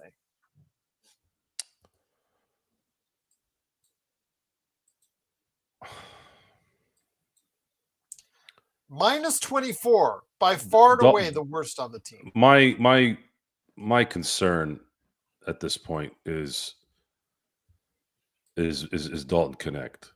This is a 17th pick in the draft who scored 30 points in a game last year. On more than one occasion. Yes, and has an NBA physique and an NBA shot, and it's just not clicking. And if it continues not to click in the first 15, 20 games, he's going to have to get traded. He's going to need new scenery, and he might flourish somewhere else. That's the unfortunate reality of that if he continues to do what he's doing. I have exhausted the Bronny James discussion. I am tired of hearing his name, hearing about his games. He is. I was talking to Empire Jeff today, and I had mentioned that LeBron James is an albatross. If you guys look up the definition of an albatross, I'm not talking about the bird. There's a definition of what an albatross is. Bronny James is a part of that. He's a tree branch to that, the ultimate trunk, which is LeBron James. At least LeBron James has somewhat earned it. He's one of the all-time greats. He's brought a title here. He's given it, and he gave the Lakers relevance. But it becomes a burden if the results are not met. And the results right now is LeBron's involvement with the Lakers has more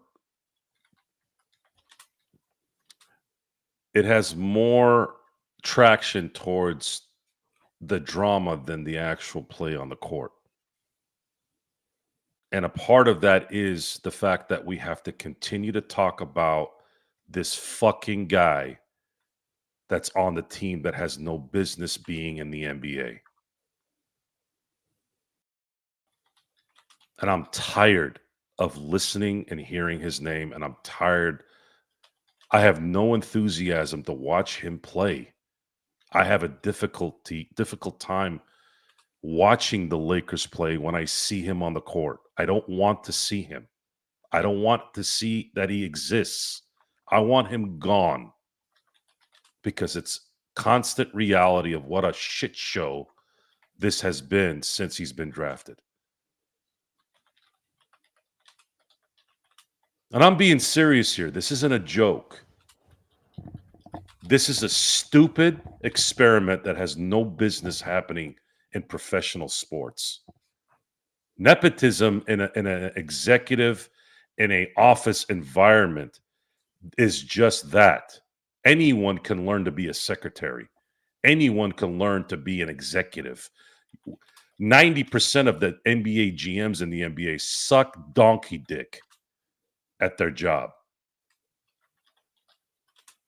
I don't care how many years they've been in the NBA. They're horrible at their job. Anyone can learn to be. I'm sorry to all the secretaries out there, but it's true. Anyone can be a secretary. Anyone can go be a GM somewhere. Not a lot of people can play in professional sports. And this thing is a mockery of that. To have to continue to talk about a guy that has no business being in this league and to be on the LA Lakers of all places.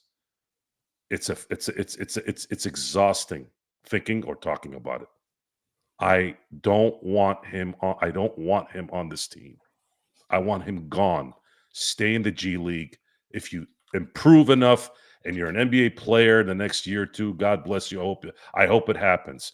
But you're not. I don't want you here anymore. I don't want to see this. I don't give a shit about players who can't play. And I'm sick and tired of having to continue to be told, to be continually told by people who I don't know what the hell they're looking at. I don't know if they're trying to kiss ass. They got to be kissing ass. Saying that this guy has a future because if he does a couple things, you're an idiot, okay, in both areas. Whether you're kissing ass or you actually believe it.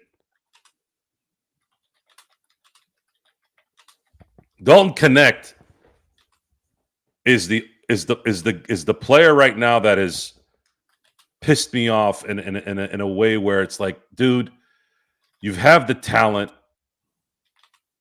you have the NBA skill set. Damn it, play. You've played before. Why can't you play now? You should be able to play better now. You're a year in. You're a year plus in. But if he's not going to do it, then you got to figure out a way to now a 17th pick, another 17th pick goes down the toilet. Unless you can trade him for something of value. Losing first-round picks, guys that are near, especially with the lack of talent on this team, it sucks. And on top of that, we're compounding it by talking about some other schmuck who has no business even being there.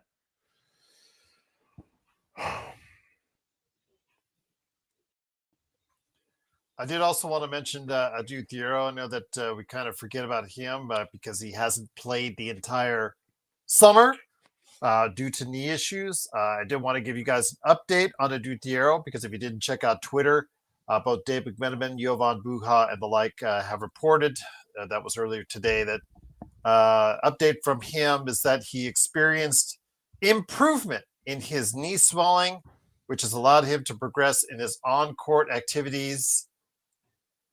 Stop me if you've heard this before, Joe. He'll be reevaluated in approximately 2 to 3 weeks. This is your guy that you traded up twice to get. And somehow, I don't know when he hurt his knee, Joe. I don't remember what years, because maybe I think he was already injured coming into preseason because he never played a preseason game with the Lakers.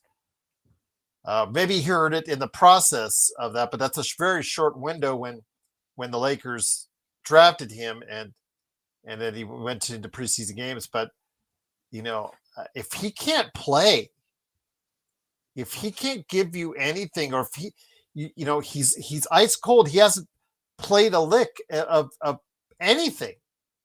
So he's way behind the 8 ball to start the season. It's kind of concerning, Joe, that, again, we might have another issue. It's a second-round draft pick, but again, it could have been an opportunity where maybe you might have looked at a different direction. I'm just putting it out there now, hoping Aduthiero will come back healthy, keeping my fingers crossed that he can make a positive contribution later this season. I don't know. I don't know what he can do this year. He's very raw. There are players that are more skilled coming in than he is, and they struggle in the first year. I just don't see any. I don't see a lot of ado to do in year one. I'm sorry, I don't. Yeah. I don't see it. I don't see it. I think he's going to be he's going to likely more red shirt this year, if anything, and then that we'll see how he progresses from there. I'm not really expecting anything from him. And these guys, man, I swear, these young guys are injured. It's like 90% of the freaking rookies are injured coming into the league. Like, what are these guys doing? What are they eating? Are they eating shit? Are they drinking Mountain Dew Code Red? Knee problems, neck problems, ass problems. It's always something. Having heart attacks in college. Like, what the fuck are these guys doing? Who the hell comes in healthy anymore? Wembanyama, blood clots. Like, really? Is this what basketball's doing to people in AAU and in high school? Like, what's the deal here? When I was 18, when I was in high school and in college, you could have taken a bulldozer to me and it would have bounced off me. There was no aches. It took a almost 300-pound man to give me a hairline fracture on my right hand in a football game. Guy fell on it. My finger was like this on the ground. It should have snapped off. Like, seriously, what are these guys doing? I'm being serious. Guys, I don't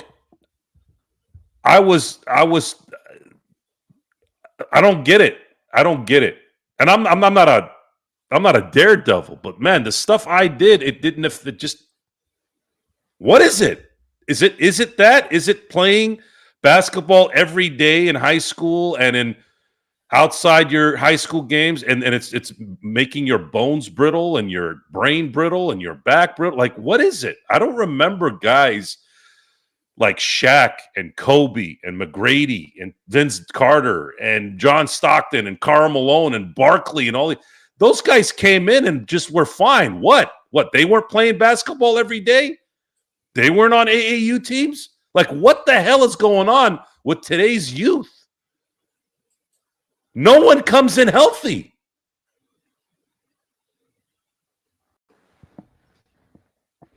The most advanced medicine ever, every 5 minutes in America, in the world, is the most advanced medicine on the planet. That's how fast it works. Yet we have gotten weaker mentally, weaker physically in that time. What is it? I'd like to really know.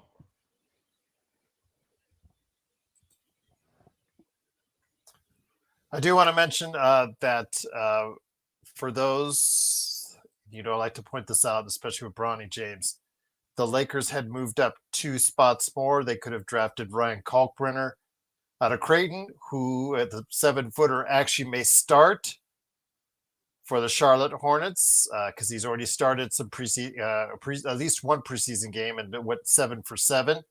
Just want to make a note of that. Also, as well, who's had performances from second rounders that were impressive so far this season. Kobe Bree, you saw earlier today. I don't know if you guys thought about him. He was drafted after Aduthiero. I do know Brooks Barnhizer has been a lot of people in OKC have been making raves about him, and he had a double-double earlier today in preseason action. And for you Aussies out there, this one's for you guys, Rocco Zakarsky. I know that you guys weren't really totally on with Rocco Zakarsky, but he did score 16 for the Timberwolves I believe, last night. So just to keep an eye on that. And again, I'm wishing the best for Dude Hero, and I don't want to start down that same road that I did for Bronny James as of yet. We still have to wait and see until he gets healthy. Ton of athleticism. In fact, I've talked about it at training camp of what the athleticism this kid has. I'm hopeful that this kid will get healthy and will get right and start playing some action for the Lakers and be able to defend and hopefully score for the Lakers on both ends of the floor that hopefully the Lakers will see. And we'll see by the end of the season why the Lakers moved up twice to go ahead and get him.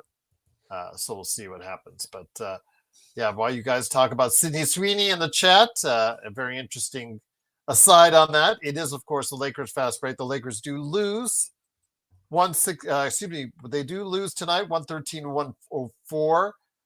Again, with the way the Luka played tonight, I'm not really taking too many bad things away from it because Luka and Austin were as good as advertised tonight. 40 points in the first half.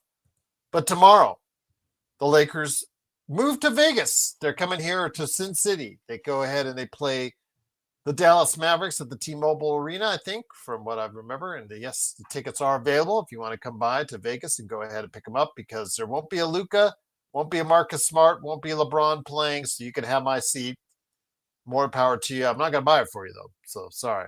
You're going to have to buy it yourself, but you'll have one of more available to you if you want to go ahead and get it. But Joe, it's been a great time. Also want to mention, again, I will post notes for this channel tomorrow.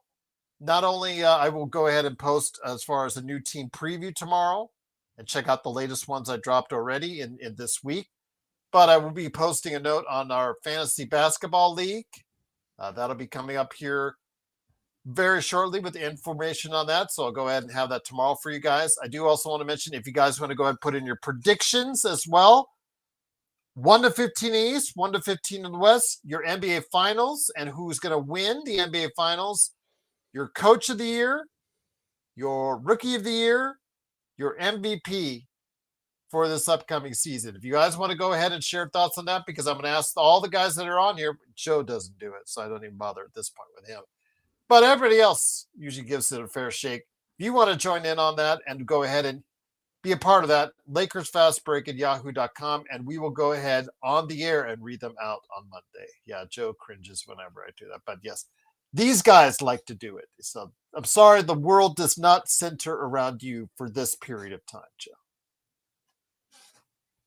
That's the best you got. That's a hell of a lot more than what you got, sir. I'm like Jupiter, man. I bounce shit off. I help bounce stuff off. I don't need anything revolved around me. You got some meteors that crash land on your ass. I'm sorry. No, I don't got anything landing on me. If it does, it bounces off. Okay, well, yeah. Sorry, no one else can live there either, but oh well. Be that as it may, it is, of course, the Lakers Fast Break. Great times to have you here. Mark, I rate her in a few things. She's not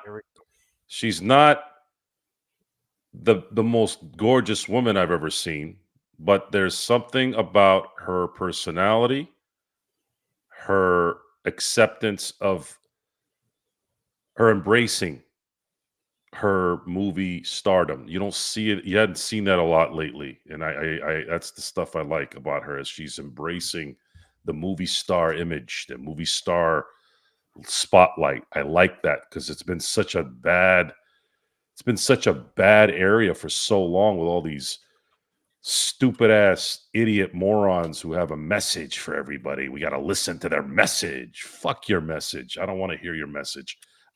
Shut up. Entertain me by acting, by pretending. I don't need to hear about your values outside your house. Okay?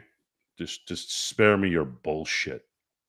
We're seeing a good amount of that bullshit with what's going on with Steph Curry and his twat wife. So it's something that you have to get very drastic about and start really piercing the words so that it can resonate. It's funny that you mentioned that. I don't think maybe we've said that name of Ayesha Curry once on this show and this channel. We may She have. reminds me of John Legend's wife. It wasn't until this past weekend when that troll that was like bagging on you and I for bashing LeBron about the ad that he was saying, "Oh, the media is always on Ayesha Curry. The media's on Ayesha Curry." We're not the I media. don't care. I'm not the don't media. care. Yeah, we're not the But media. that's his wife. I No. don't care. I don't want to approach it. But then I don't. now Yeah. since then you're calling her name and I don't. Because you're a piece of shit, and you need to be told you're a piece of shit. What kind of mother says, "Oh, I didn't want to have kids" when you have kids? What kind of fucking idiot talks like that when they've had kids? How do you think that's going to make them feel? And you're wondering why kids are all fucked up. There you go. I get very defensive when things affect children. And I don't give a fuck if it's a woman, a man, a hermaphrodite, black, white, yellow, don't matter. It doesn't matter. Her children now have to hear that. I care about kids because the kids is what sets everything up for the next plan, the next generation. And you have this fucking idiot saying, "Oh, I regretted whatever the fuck she regretted." She liked the lifestyle. She liked the money, though, right? Oh, and these are supposedly church people, too, which pisses me off even more. When you get religion and you're fucking hypocrite, your ass needs to be scolded. And I mean relentlessly. Relentlessly. You are trash. You are high-class trash. And Steph chose poorly. If I had to pick one of my favorite lines from a great movie. Because Vari never ever knows if we're talking normal or if we're talking about a movie. The beautiful thing about that Crusade. Beautiful thing about that is we do both. we are pretty inventive sometimes, but I forgot we which also night it was from Camelot. I forgot which night from Camelot it was that was telling Indy that. But yes, I remember his face. Scene. I don't remember his name. It did well. They just got it. He had just finished with the scene where or doing one of the special effects, which shit has not actually aged very well. Intel, what's up? Oh no! Oh man, you got out of this. Almost got out of this. Oh, we haven't seen you in a while, Intel. Shit. I hope all is well. It's up to you. I'm not going to. Again, you're an adult. You choose your own path. I'll be back. Here we go. I guess we're staying on a little bit longer. You guys had earlier in the show asked for it. It is, of course, Joe Soro being asked by Intel Wild. Great to have you here, Intel Wild. I hadn't seen you a little bit. Hope all is well. Intel Wild is asking for 7 shots in 20 minutes. You've made Jeremy happy because Jeremy asked for it earlier in the show. I think I remember that. But again, I don't want to touch the Ayesha Curry issue. That's just something that's her thoughts and her feelings. It is what it is. I enjoyed having kids. Greatest thing that's ever happened to me in my life is having kids. So, and I know my wife feels the same. So what's up? But great to have you here. It is, of course, the Lakers fast break. Lakers unfortunately lose due to a poor second half, 113-104. Again, I'm more focused on the first half and the positivity from that. DeAndre Ayton as well. Really looking forward to seeing what he may be able to do for the Lakers. I know that a lot of people talked about Eli earlier in the show, and then also, again, as I mentioned earlier as well, one of the Scooby mentioned that in the Portland, community boards that they talked about DeAndre Ayton and how bad or good he's doing in the preseason. And like I said, when it comes to DeAndre Ayton, we got him on the cheap. So I don't think it's really a big loss if he doesn't play or perform at the level we need him to, because again, it's a 1+1. So it's up to him as Joe drinks his first shot. I might have to go get another bottle. This is probably maybe 5 shots, maybe 6. I don't know. We'll see. And you're right, Anthony. Luka got a good run against G League players. You're right. I'm not going to sit here because Phoenix did not have their starting lineup in there or main guys in rotation. But Not a good mix. he did what he did. Luckily, it was done. It's pretty rough. Oh, he's shooting the Mountain Dew on top of it. No, don't do that. Don't do Mountain Dew with rum.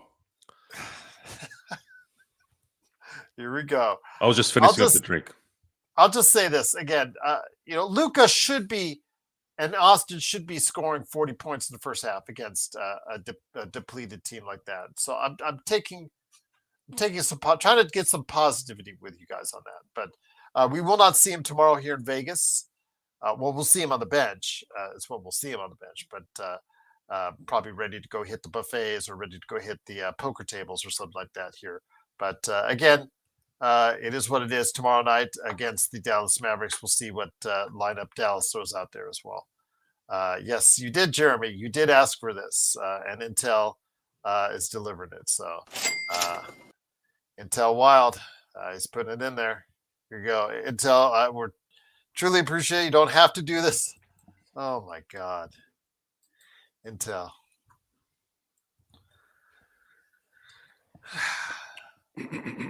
Thank you, Intel, for the super chat of $150. Truly appreciate it. His words, Joe, start drinking.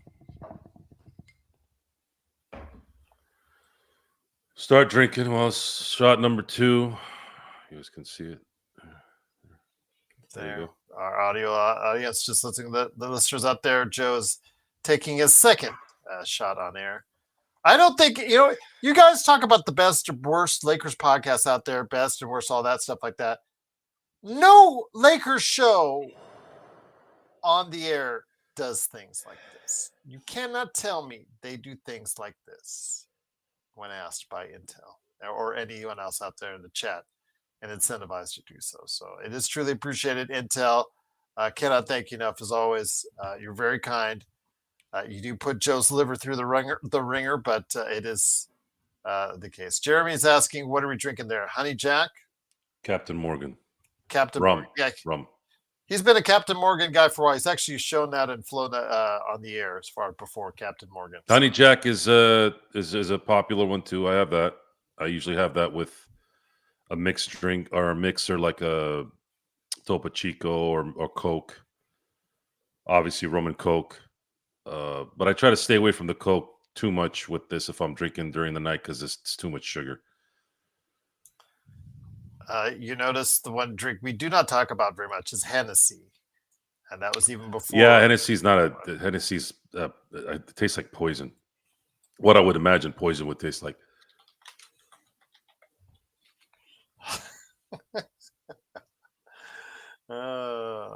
Can Joe put Dodger hat on and drink? Yeah, I can.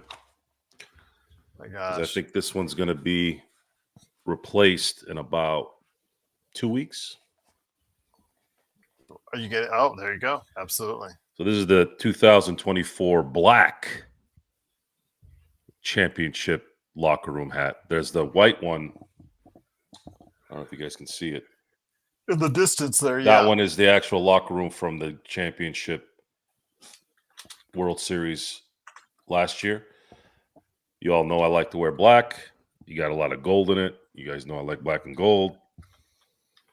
This is my favorite hat. I just wish it wasn't adjustable. I usually prefer a fitted hat, but for some reason, this recent generation of hats have become adjustable. I don't know why. They had that flex thing that I thought was genius. There's a lot of championship hats that are like that. I don't know why they stopped making those. Those are great. But this hat looks great from the front. Absolutely great. I love it. Okay, I got to take my third one here so I can get at least almost halfway through. All right. Once again, it's the Lakers Fast Break. Truly appreciate you joining us. Once again, Intel has coaxed Joe Soro, drinking 7 shots in 20 minutes. No, Jeremy, we don't. Joe, you'll be buying a new Dodgers hat soon. Yeah, it's a beautiful time, guys. It's a beautiful time. I seeing a little bit of Luka doing what he did here today gave gave us some things to look forward to, things to come for the next 7-8 years, guys. Luka's 26. We're gonna be seeing this for a while. Luka's not a high fly act, guys. Luka is gonna be here for 10 years, at the very least, at the top of his game. It's a long time.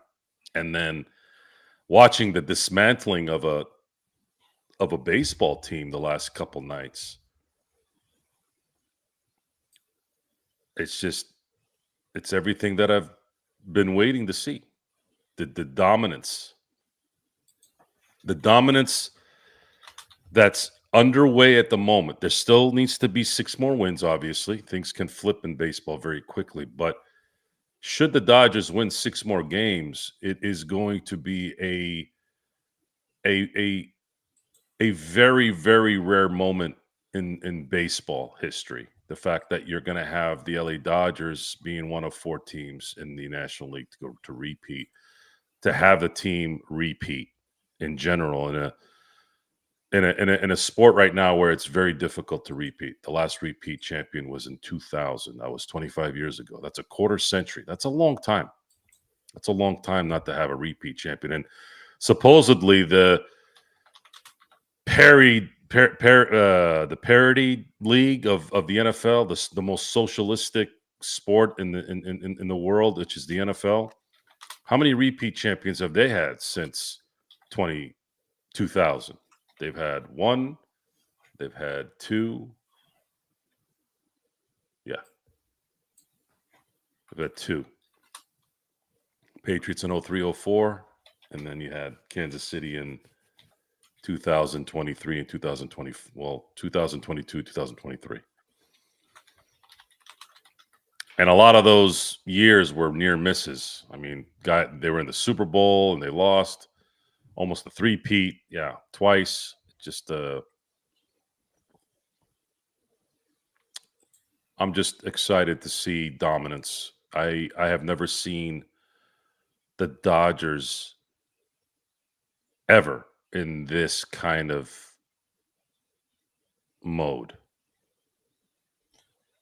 And your Steelers, absolutely what Hustler said. By the way, big shout out to Hustler. Truly appreciate you joining us. 5-1. Thank you, JY, for the super chat as well. Truly appreciated. And of course, if you just joined us, Joe is in the process. You're at number 4 or 3? 4. 4 shots in 20 minutes. He's supposed to drink 7 as per requested by Intel Wild. Yes, as you're seeing it now. He's at 4. He looks again. You're an adult, my friend. You're drinking an adult beverage on your own. No, Jeremy, I do not ever wear flat brims. As a matter of fact, I chastise those who do.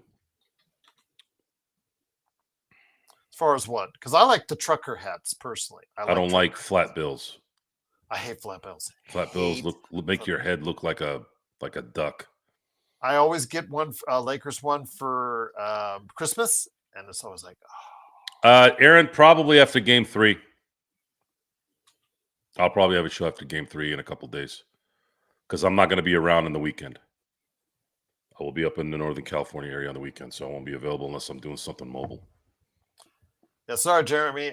We just can't stand. I cannot stand flip. I mean, I have over in the corner like a graveyard that's sitting on top of one of my speakers, just like a series of all the hats I don't wear anymore, and you guessed it, most of them are flat bills. I just the trucker hats. I like the curvatures, the fit. It's just better to me.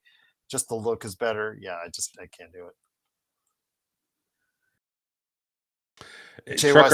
Trucker hats are like me wearing the Jordan 1s. That doesn't fit. No, but the curvature. I'm talking about. Yeah. They call it the trucker hat style. Right. You're right. I don't look good in trucker hats, and I don't look good in Jordan 1s. My calves are too big for those. My calves are too big for the Jordan 1s. Someone is asking again. It's Captain Morgan, son. Just to let you know. Free advertisement for Captain Morgan. See if I can take my 5th shot here. Get it out of the way. And yes, when you guys see me interviewing and I'm wearing my hat, or when I'm doing the show and I'm wearing a hat, it's got to be a curved, and it's got to be a.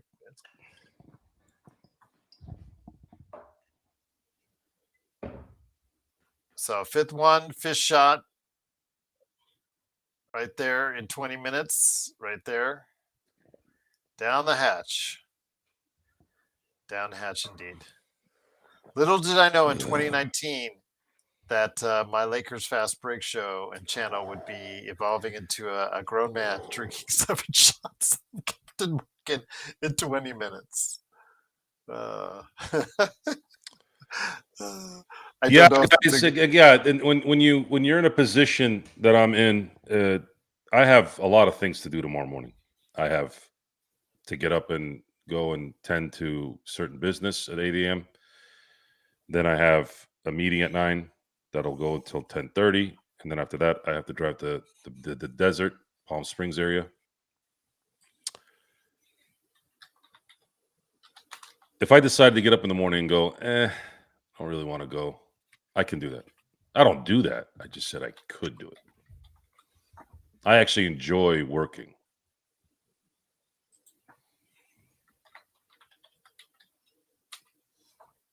Glass now has been announced for Game 3. Glass now's for 3, and you're probably going to get Ohtani for 4. There's been some talk on the show, if you're here late, that maybe they throw Kershaw in there, but I would say if you're going to throw Kershaw in Game 4, you let Ohtani go 5 or 6, and if you're up 8-1, let Kershaw close out the game. That might be the last game he pitches in Dodger Stadium. Yeah, Search. I wish we could. Again, I've reached out to radio stations. I'll probably reach back again this week. Again, I think we have something that would be really good for radio to expand our audience even more. I wish our audience was larger. I know we put a lot of effort and time into this. Would like to see something matriculate out of it. It's just wait and see. The Lakers fan base is really large, and I think that a lot of them would kind of like what we have to offer. We're more real than any other Lakers show that's out there. I'm willing to go places and say things about the Lakers, good and bad, that sometimes those other guys are restricted in saying because they want to keep their good relations with the Lakers. We don't care. We're going to call it like we see it. And if it's something you disagree with, we just ask you to be respectful to us on the air. Let us know, hey, I think you're not right about that, or I disagree with you on that. And we can have a civil discourse on it. But Joe was in the loop. Was that number 7? This is 7 right now. Okay, as he's drinking number 7. Joe was part of the after community talking about somebody I had to have a discussion with on the LeBron Hennessy ad, and he was the one individual that supported it and thought it was great, thought the ad was great, got a laugh out of it. Fine, but don't call us. Don't start the conversation calling us whiny, complaining little girls. When you do. 7 was the final thing. That's crazy. It was 7 after all for the entire bottle. Salud, number 7. Yeah, we didn't think, we thought it was 5, but got all 7 out of it. But I just ask you, if you disagree with us, just be respectful. That's all we ask, and we'll be respectful to you. Don't call people little girls when we're not. It's just because whiny. You feel like that's what it is. We're here. We're talking about things that are going on. We're not sitting here wanting for LeBron to be a petulant child.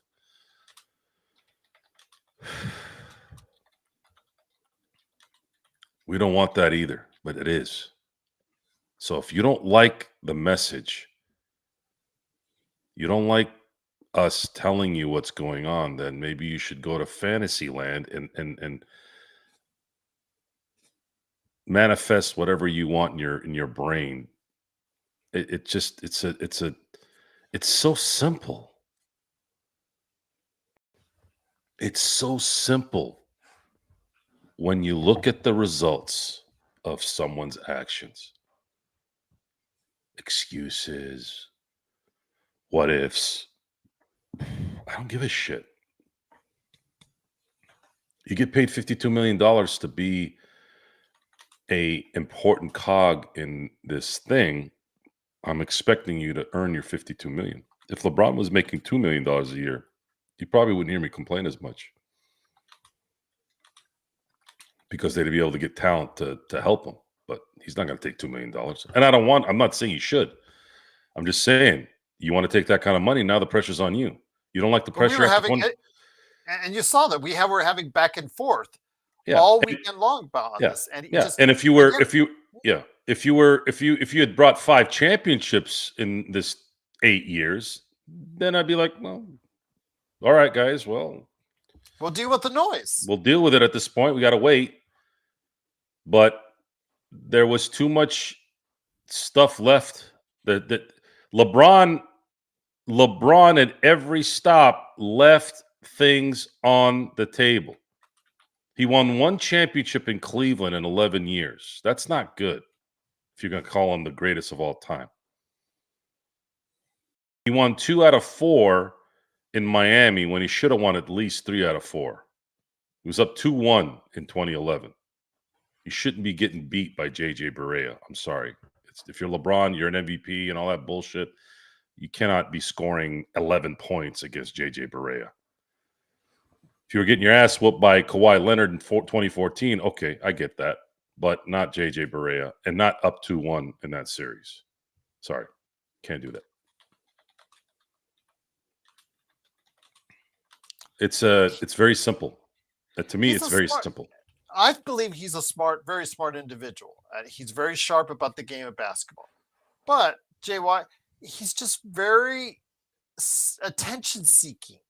It's like he needs it. No other star, no other player does these things that he does. All the off-season stuff, all the off-the-court stuff, and the guy that I was corresponding with in that video, as far as the chat afterwards, all throughout the weekend, I would say something, I would shut him down. He would come back with some other weak explanation, shut him down. It's just the noise. He said, oh, he hasn't committed any crimes. He's been a good lawful citizen. That's great. But why do I have to see you exercising in front of a Clippers logo? Why do I have to see you on the south of France with Jokic's agent? Why do I have to see you with an hourglass tweet? Why do I have to see you at the Knicks game, after the Knicks game, with a Knicks towel around your neck? Why do I have to constantly hear the passive aggressiveness in your statements that you make? Why? It's not necessary. If you're unhappy about something, just say it, or just say it to Rob. No games are needed. He is one of the greatest players in the history of this game. His legacy, no matter what you say about it, is assured. He's a Hall of Famer. Boom, right there. One of the greatest all-time leading scorer. His resume speaks for itself, but it's just that noise. It's just so hard to defend the man when he just creates so much unnecessary noise. And in reading the room, he should have read the room. Is what I'm doing going to be funny, perceived as such, or is it going to be perceived in a different fashion? It wouldn't take a rocket scientist to figure that out.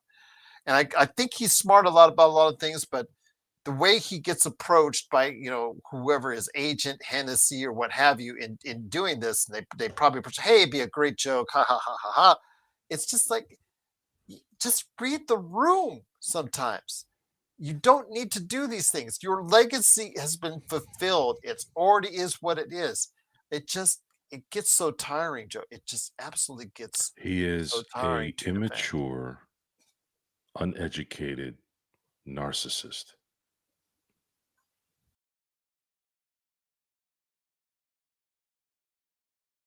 That's what he is. Hernan's here. I would love to say that to his face. So I'll leave you with this, my friend. I wonder what he would do. What? Oh, if you said that to his face? You're an immature,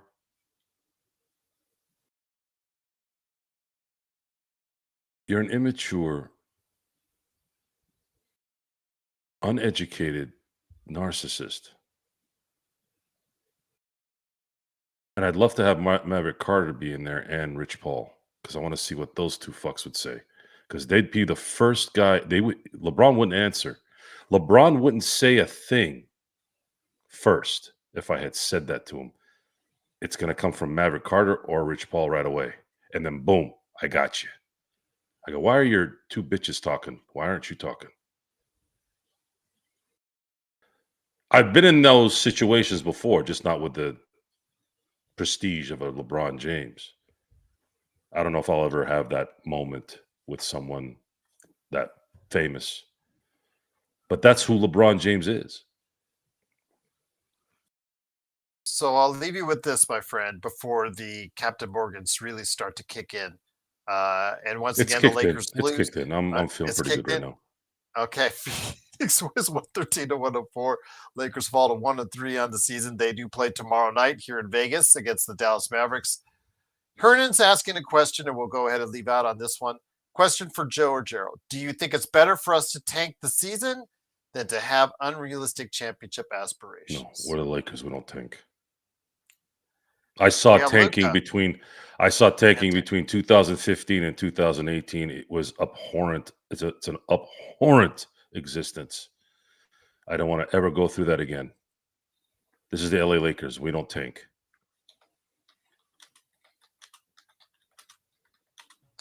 We don't need to tank. We don't need to tank. We got Luka Doncic. Yeah, that's build around. Yeah, build around Luka as soon as LeBron is off the books. You'll have a little more flexibility on doing what you need to do. I'm counting the days on when Mark Walter takes over operation. That's all I'm waiting on next. And we'll find out what goes on from there.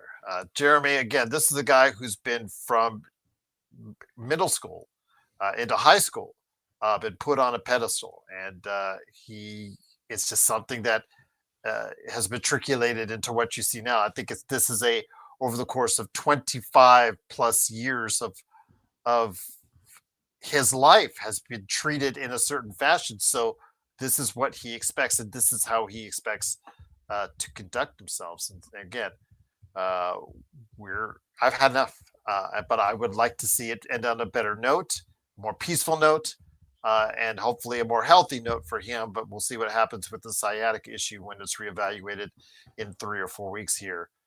But it is, of course, the Lakers fast break. We'll be back tomorrow. Another NBA team. Having an ego is not the issue. You have to have an ego to be great, especially if you're an all-time great. I have an ego. I come off as a narcissist. I come off as an egomaniac. However, I have friends a mile long. I have family that care about me. I have people that invite me to go to things, and they wonder why I'm not there. There's a difference. Now, I'm a nobody compared to LeBron James. I'm not famous. People want LeBron to be at their parties and their gatherings and all that because he's famous. But do people in your life want you around without incentive? There's a big difference. And generational hater, as one of the many people who we've come across over the years that disputes the 2020 title. You can say what you want, but again, the banner's up there. The record books say it's there. It doesn't really matter how you feel. The results say everyone played by the same rules. Your team lost. Our team won. And it wasn't like they played 20 games. They played 73 games. I mean, the Miami Heat won a championship in 2012 playing 66 games. The San Antonio Spurs won a championship playing 50 games in 1999. So are you going to take their titles away too?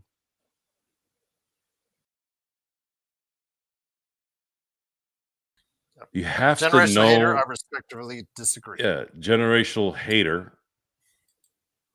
Hate in reverse. How about that?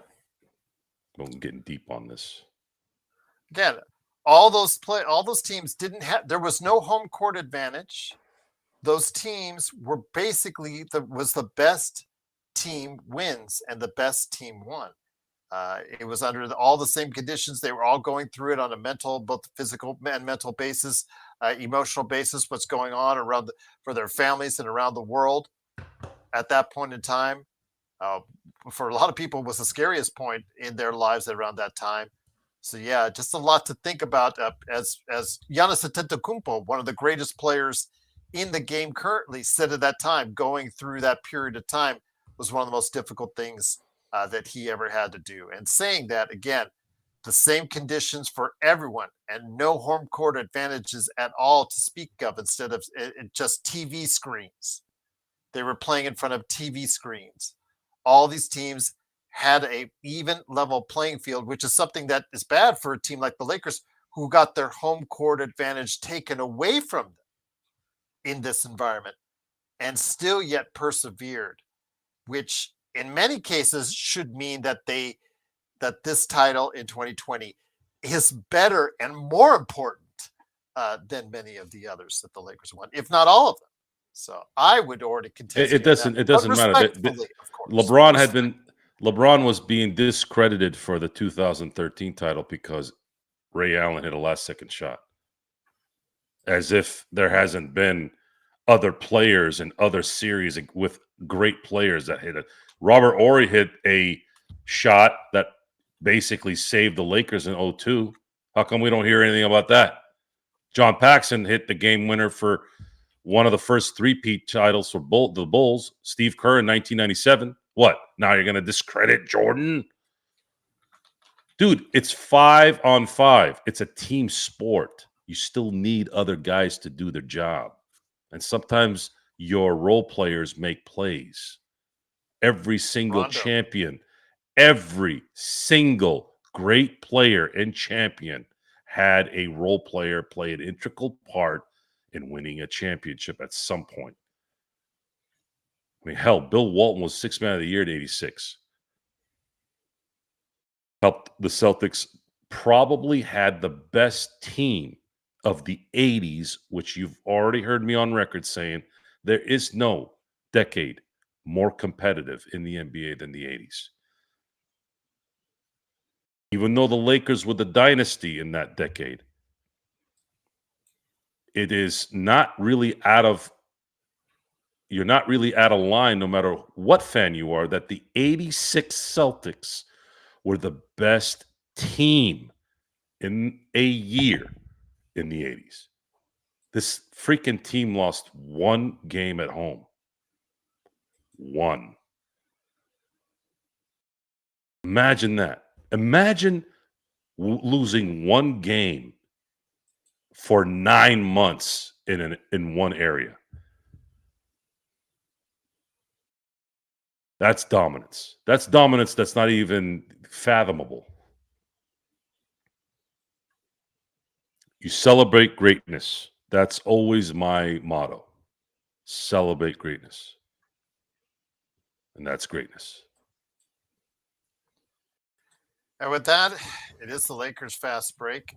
The Captain Morgan has already kicked in with Joe Sorrell. Please go ahead and make sure you catch him today, either on the YouTube. He had a great show with me last night on his channel, the Joe Sorrell Experiment channel. So like and subscribe there. He's looking to get to 200 subscribers. So hopefully celebrate in front of 0 fans. What does that mean?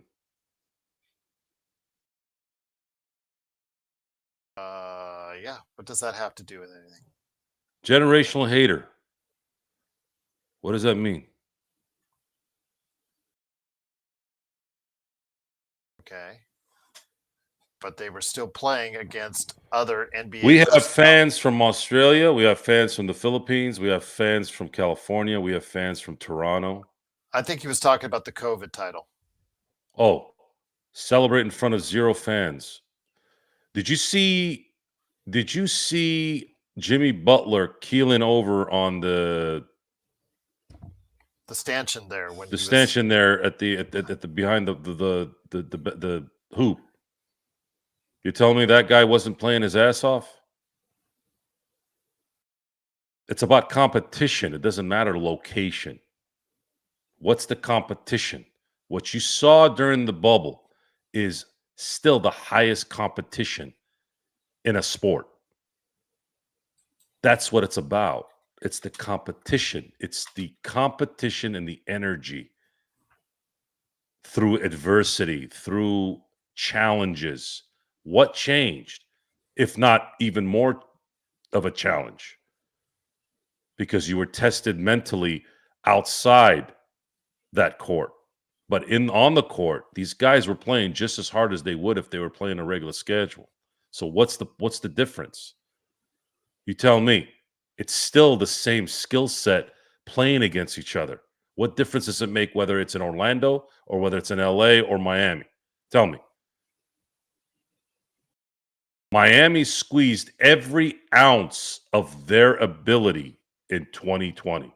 Absolutely wrung every ounce of that talent to the point where they won 2 damn games in the NBA Finals. They finally ran out of gas in Game 6, though, because the talent was just too much for the Lakers.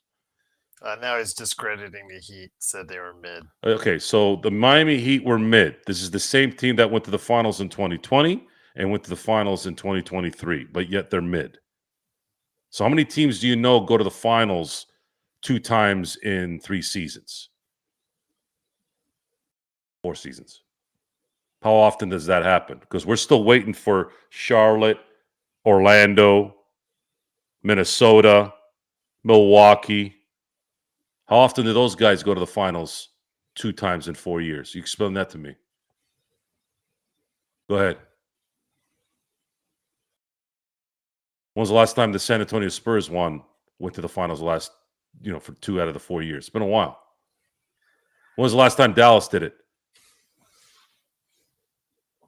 You sit on your couch. I'm taking a quote from Empire Jeff, my boy. And you act like you know what's going on. You don't know cock. You don't know shit. You don't know dick about anything. You know nothing except your own dick. That's it. You know what Laker fans know? 17 titles. You know what they also know? 6 titles in 25 years. Whether they're in Orlando in a bubble, whether they're winning it in LA against Boston, whether they're winning it in Orlando, whether they're winning it in New Jersey, whether they're winning it in Philly, or whether they're winning in LA against Indiana. It doesn't matter, dude. The Lakers win everywhere. Know this. This is facts with 2 X's. Facts. This isn't, I'm imagining that they didn't, they want a certain way. This is facts.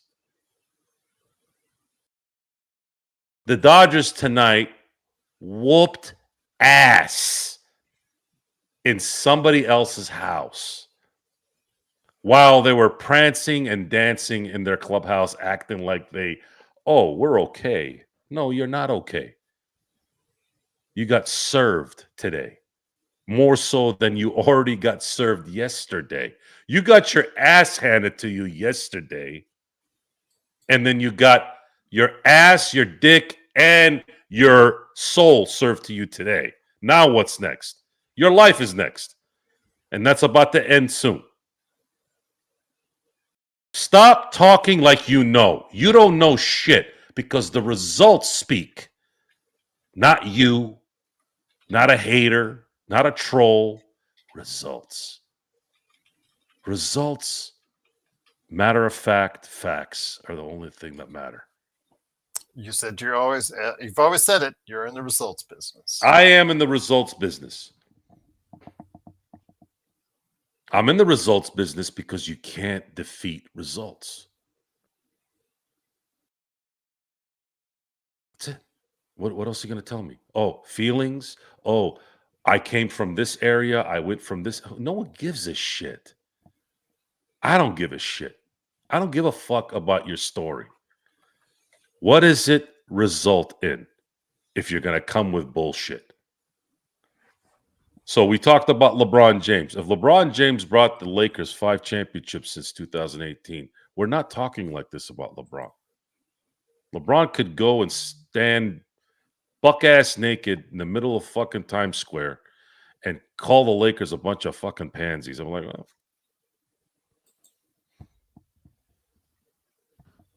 sorry guys, he's gotten 21 banner. He helped us get 21 banners now. I guess we got to eat it a little bit.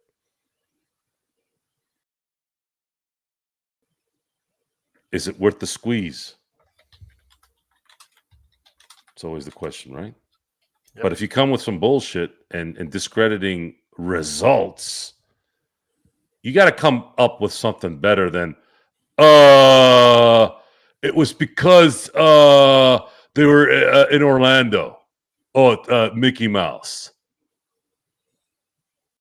The court's the same size.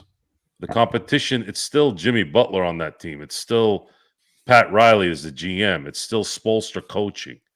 It's still Frank Vogel there. It's still LeBron. It's still AD. It's still Rondo. What?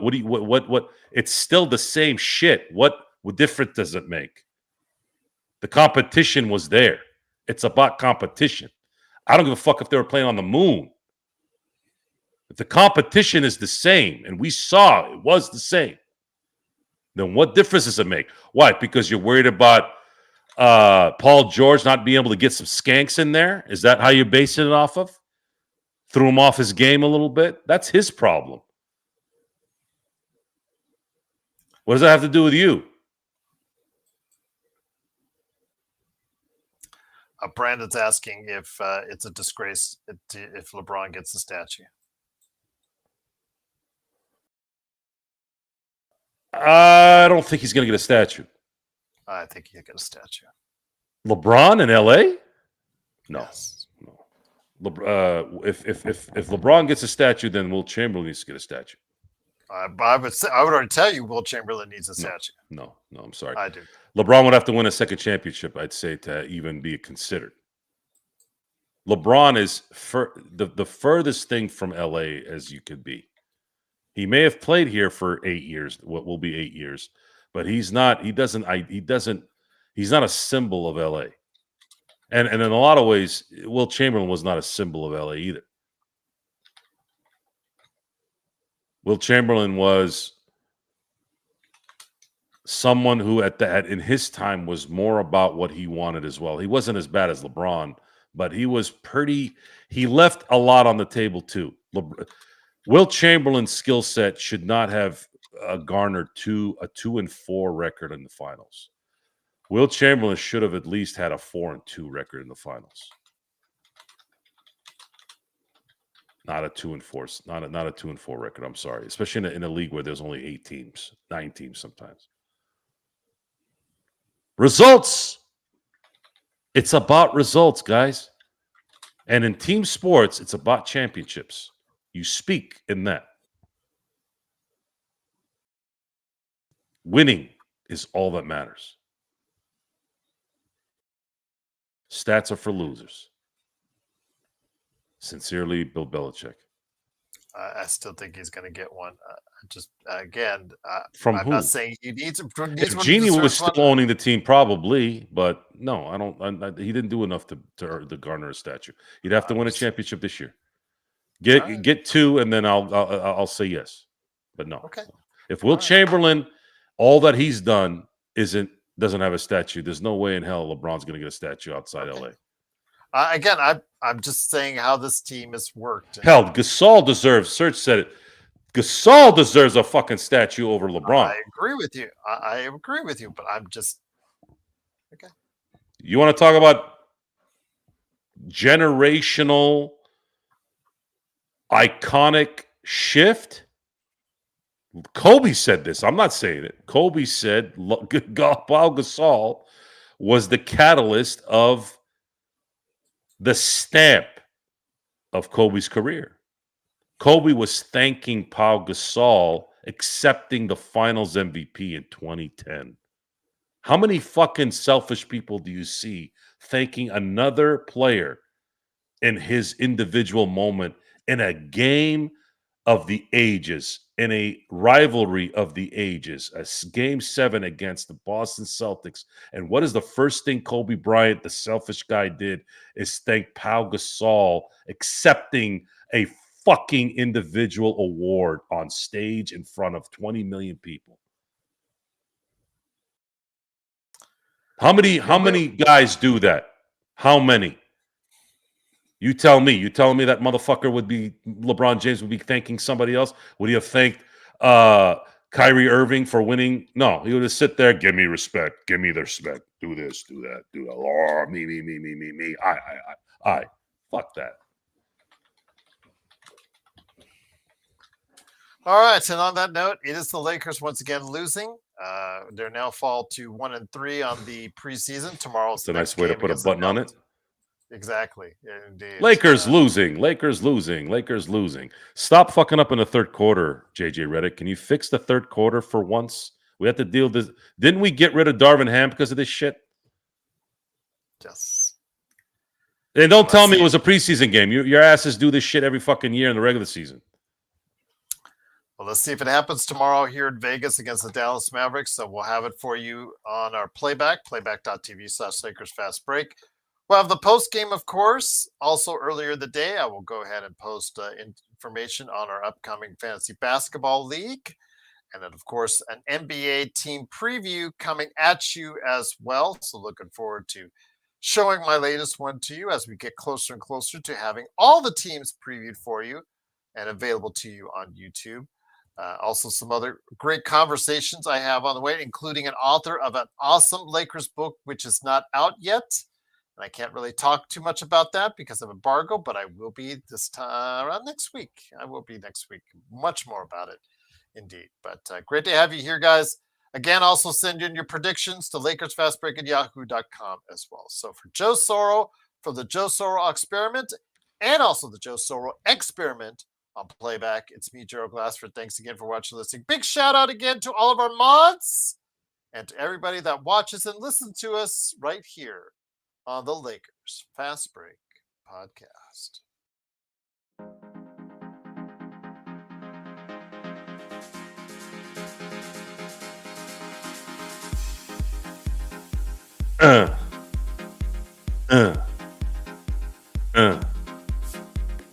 We love you too, Search. I love all my people.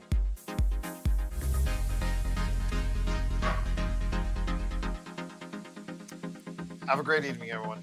Be safe. Suck it, generational hate.